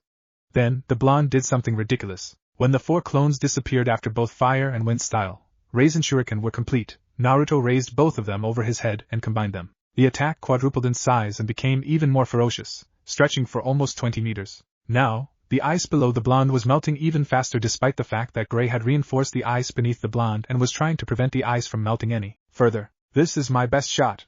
Nearly 20 enemies more destructive and powerful than my regular wind style, Rasen Shuriken. With my purified potent golden chakra and fire added to wind, let's see how strong you really are. Gildart's, take this. Naruto yelled as he began to wind up to throw the massive chakra-taxing ability, his current masterpiece. Gildart's roared as he let go of his crash magic, the ability currently cracking the ice and slowly wearing down on the whole battlefield. The rock ceiling and sides were breaking down. Then, Gildart's released his attack, the visible crash attack zooming towards Naruto, the ice all cracking and breaking wherever the attack passed over. Naruto was at the end of his throw, the fire and wind style, Rasen Shuriken at the end of his fingers. Just kidding, Naruto muttered as a Naruto clone appeared in front of the blonde with a huge paper seal. This was the point of the extra 2 clones after his creation of the first 1,000. One would gather natural energy, and the other would draw up his strongest absorption seal. This time, Gildart's showed unrestrained shock on his face when one of his most powerful abilities was slowly sucked up and drained into the seal. Your 5 minutes are up, Gildart's. You will lose because you underestimated me. And I've always wanted to say this line at least once. Naruto jumped up off the ice floor and flipped with the fake throw to hold onto his new Raisin Shuriken as the whole floor was destroyed. Thousands of clones were exposed, all flying towards Gildarts with a normal golden Rasengan, due to the color of his chakra, but they were all taken care of with the monster's crash magic. You're within my field of divination, Naruto shouted. Suddenly, Gildarts saw what Naruto meant. Underneath the broken ice floor and on the real floor of the rock room was a ridiculously long and complicated seal that covered the whole room and was beginning to all glow a bright blue color. What kind of rune is that? How did he manage to make something so complicated within 5 minutes? Gildarts thought. However, he was still holding back against the blonde who was now going all out. Gildarts set his eyes on the remaining blonde in the air with the dangerous Kenjutsu, strong enough to destroy mountains at full power. Currently, however, he only had enough chakra and control to create one strong enough to destroy a small hill. But in a few years, it would be almost as strong as his Bijou Raisin Shuriken. Naruto couldn't wait to add fire to the mix of that attack. Then, Naruto disappeared in a flash, reappearing behind Gildarts. The blonde threw the Kenjutsu at his opponent. Gildarts, who saw this, immediately brought up his crash barrier to as high as possible within the short period of time it took for the massive chakra and magic-based attack to reach him. When it did, Gildarts was barely able to hold it back, but was still doing so while at the same time breaking down the attack with his magic. Naruto smirked, however, when he noticed this. I made the core slightly unstable so that if it was even barely tampered with, the clone of Naruto disappeared in a flash and appeared on one of the glowing seals right where Gildarts was flying over, bypassing most of the man's barrier in one go. Then, the clone pushed itself through the rest of the barrier despite the damage it received and punched Gildarts in the face and the chest, resulting in almost no damage. However, the clone had managed to do two things: push Gildarts further towards the core of the unstable attack and also had put a seal on the S-class mage. The fire and wind style Raisin Shuriken exploded, creating a huge dome of circling fire and wind with millions of chakra needles, and Gildarts was in the middle of it. Naruto flew backwards from the impact of the explosion and skidded across the stone floor, coughing and heaving heavily. The attack had taken almost all of his chakra and he could feel the Eterano in the air begin to fill up his magic reserves. His chakra reserves were only at 11%. After 30 seconds of constant screeching and destruction, the dome disappeared, revealing a panting Gildarts. However, there wasn't a single scratch on the man, which made Naruto frown. The blonde got off of his stomach, his body aching and creaking as he pushed off of his legs. Haha, I'm definitely going to beat you, Naruto panted out. Gray was watching Naruto with wide eyes. For the first time Naruto was going completely all out, something he had never seen before. And the blonde's eyes had returned back to blue, but they were so full of fire and determination, almost like Natsu's. I may be low on my reserves, but you're still within the range of my divination, Naruto said as he disappeared in flash, suddenly appearing in front of Gildarts by flashing to one of the seals on the floor. That was what Naruto had done during the 5 minutes. Create a giant Hiraishin seal that covered the whole expanse of the floor, allowing him to flash to wherever he wanted in the room as long as he had chakra left in his body. Naruto threw 2 tags in rapid succession, a barrier/absorption seal first, and then a gravity seal. The first seal did its job by breaking through the man's slightly weaker barrier, but the gravity seal wasn't able to reach the mage, floating in midair in front of the man. Ha ha Katsu! Naruto shouted. Suddenly, the gravity seal began to spark until it exploded. Naruto had infused an explosive tag with the seal as a failsafe. The blonde dropped to his knees and fell backwards on the floor, creating something like the fire and wind style. Raisin Shuriken on both hands, then combining them and keeping it up for about 20 seconds, was ridiculously taxing on Naruto's reserves. The blonde landed on his back, his head bouncing slightly from hitting the ground. Then, the blonde just stared up at the ceiling of the stone room. Gay, I guess I lost, huh? Gildarts stayed silent and motionless, staring at the prone figure of the blonde as he just stared upwards. Makarov was right to be able to force me to go up to 50%. This kid will be a monster in the future. No doubt, he'll be the ace of Fairy Tail in just a few years. Hell, in 10 years, I'll say he'll be at a level of his own. Gildarts mused to himself. You passed the second trial, he said.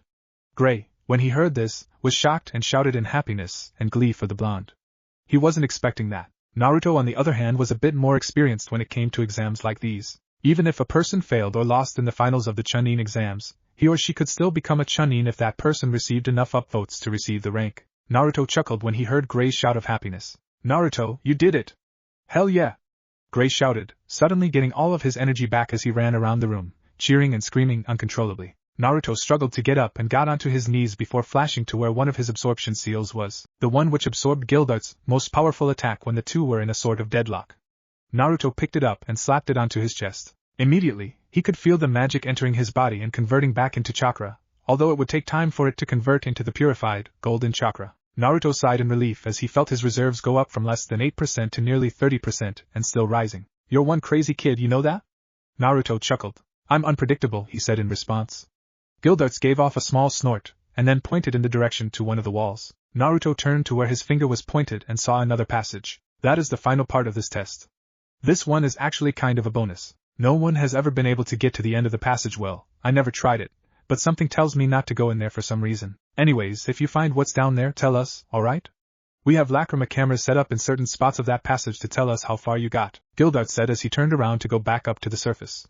Gray began to walk over to Naruto, but was grabbed by Gildarts. I don't think so. This last part is difficult enough that I even have to say high A-class mages or up only. Gray sighed and turned around and began to walk away with Gildarts, slightly disappointed he couldn't continue on with the blonde. However, Gray began to smile as a wonderful thought entered his mind. He could brag to Natsu about this. Oh, how he couldn't wait to just shove this in that Dragon Slayer's face. Naruto watched them walk away. When they had disappeared from his vision, he turned around and stared at the open passage. Unlike what Gildarts said about himself, something was drawing him towards whatever was at the end of the passage. It was calling him to come forwards. Naruto walked forwards and entered the cave, only to be immediately barraged by shadow and earth spikes that appeared from nowhere. Naruto created a clone and substituted himself with it, barely dodging in the nick of time. However, the clone was not pierced. For some reason, the spikes and the shadow spears stopped right before impaling the blonde through his body. Wait, shadow spear! Naruto turned away from the entrance and began to sprint down the passage. Along the way, multiple traps engaged the blonde, but all of them stopped before striking him with a fatal attack, a fireball, and then lightning-based strike, and later on, a dozen kunais, shurikens, and a ton of other weapons. Each time he was barraged by the traps, Naruto increased his pace. After nearly hundreds of the traps, it can't be but, Naruto reached the end of the passage and entered another huge, cavernous room. However, unlike the room where Naruto had fought against Gildarts, this room was full of boxes, and in the center of all of it were 5 books and one clear, crystal glass rectangle that contained a single object, a headband with the symbol of the hidden leaf. Play, most epic OSTs ever, The Prophecy or Naruto OST, Sadness and Sorrow. I would go with the latter. Naruto walked forwards, stuttering in his steps, taking almost a minute to just reach the glass and 5 books. When he saw what each of them said, tears began to brim in his eyes. Sarutobi Kanomaru's diary, Kakashi Hataki's daily life, Shikamaru Nara's history, history of the 4th Great Shinobi War, a tale of an utterly gutsy ninja. Naruto reached for Shikamaru's history and saw that there was a bookmark on one of the pages. The first thing it said was, Magic and Dragons. Immediately, Naruto was intrigued. So, he began to read and found out that somehow, magic had entered the world of the elemental nations. In a completely non-Shikamaru moment of lack of laziness, the Nara wrote a completely in detail analysis and explanation of how magic came into the world, but it was mainly a theory. However, Shikamaru wasn't the only Nara to work on it, as Naruto saw as he continued to flip through the pages, finding that the handwriting changed as he went further and further along the research. But what he understood with just a glance was this. At first, magic appeared, but it was considered something used just for fun, since not only was it considered strange, but it was an esoteric ability since Eterano was in such low quantities in the air. Now with current facts, add the 10% rule that only about 10% of people were able to be mages. That's a small number. However, but it became widespread and popular when a small group of mages defeated the tailed beasts with their rune magic and converted their chakra into magic, never to appear again. The results were 2 things, Eterano spreading throughout the air and the creation of magical beasts. Dragons, essentially the creation of magic, were the highest tier of magical beasts that appeared from the conversion of the tailed beasts. Also, as a result of the huge influx of magical energy in the air, the landscape began to change. As time passed, the world became different. On the next page was a map of the elemental nations. Naruto noticed that it was completely different from that of Earthland, but the size of the world was exactly the same. This meant one thing to Naruto: he had traveled through time, and did not go through another dimension. Kurama's words rang once more in his ears. Beaches like us cannot leave dimensions. We would mess up timelines and create huge paradoxes, which you would have known if you had actually carefully read your father's notes about space/time techniques. The fact that you are even able to leave with your status as Jinchuriki is strange by itself. In fact, there are already changes being made to your body, but he hadn't gone through to another dimension, the time paradox, and would have been too large. So, the time he had spent spinning around those circular gates was time passing in the real world, maybe years or hundreds of years, maybe even 1,000 for every minute he was in there. Either way, he would never know. All he knew was that thousands of years had passed from the time of ninjas to the time of mages. And now, he arrived at the moment where he would create the least paradox. He was never able to go to a different dimension in the first place. How the books were still legible and clean. Easy seals? For a moment, the blonde became angry with a certain thought. Then why would Kurama not be able to stay with me? Why couldn't I stay in my dimension, Kami? I didn't even leave the dimension. Wait, paradoxes. This whole world may be an alternate universe by itself that I don't know about. Naruto reached for one of the other books and opened Konohamaru's Flipping through a few pages, Naruto stopped at a page that seemed important since it had a folded corner. Naruto Nii-san. Guess what? I made Jonin today. Kakashi, the 6th Hokage, even congratulated me. Isn't that great? Well, I know you're not here anymore, but I feel that someday you'll hear me. Small droplets of tears reached the edge of Naruto's eyes as he continued to read Konohamaru's diary. He couldn't hold it in anymore when he read that Konohamaru had become the 7th Hokage of Konoha. But it doesn't feel right that I got the position without fighting you for it. We were rivals, remember? I was supposed to beat you up for the position and take it from your hands. Naruto sealed all of the books onto his skin and created hundreds of clones to seal all of the boxes into a large storage scroll. While they were doing that, Naruto looked at the last object remaining that was in the middle of the room, the headband. It was his. He knew it. He had lost it during his fight with Madara, but he recognized the exact placement of the blood drops. He knew that scratch mark on the corner. On top of the crystal case were 5 lines of words. The last remaining object of the hero of the 4th Great Shinobi War. He never received affection or respect in his early years, and he died too early to ever receive the respect in his future years. The Jinchuriki of the strongest of the tailed beasts, the Kyuubi. This man was Naruto Uzumaki Namikaze. Naruto stared at the words on the old, worn and torn scroll. He reached for it, and held it gingerly before sealing it into his skin along with the books. These would be his treasures. And the headband? Naruto gripped it, and while he blinked away his tears, he brought it to his forehead and once again tied it. Chapter end. What if Naruto was sent with kurama to Fairy Tail? And thanks for watching my video till the end. If you enjoyed this content, then do consider subscribing to my channel, and leave a like if you guys need the next part. Comment down, and thanks for watching the video, and see you guys in the next video.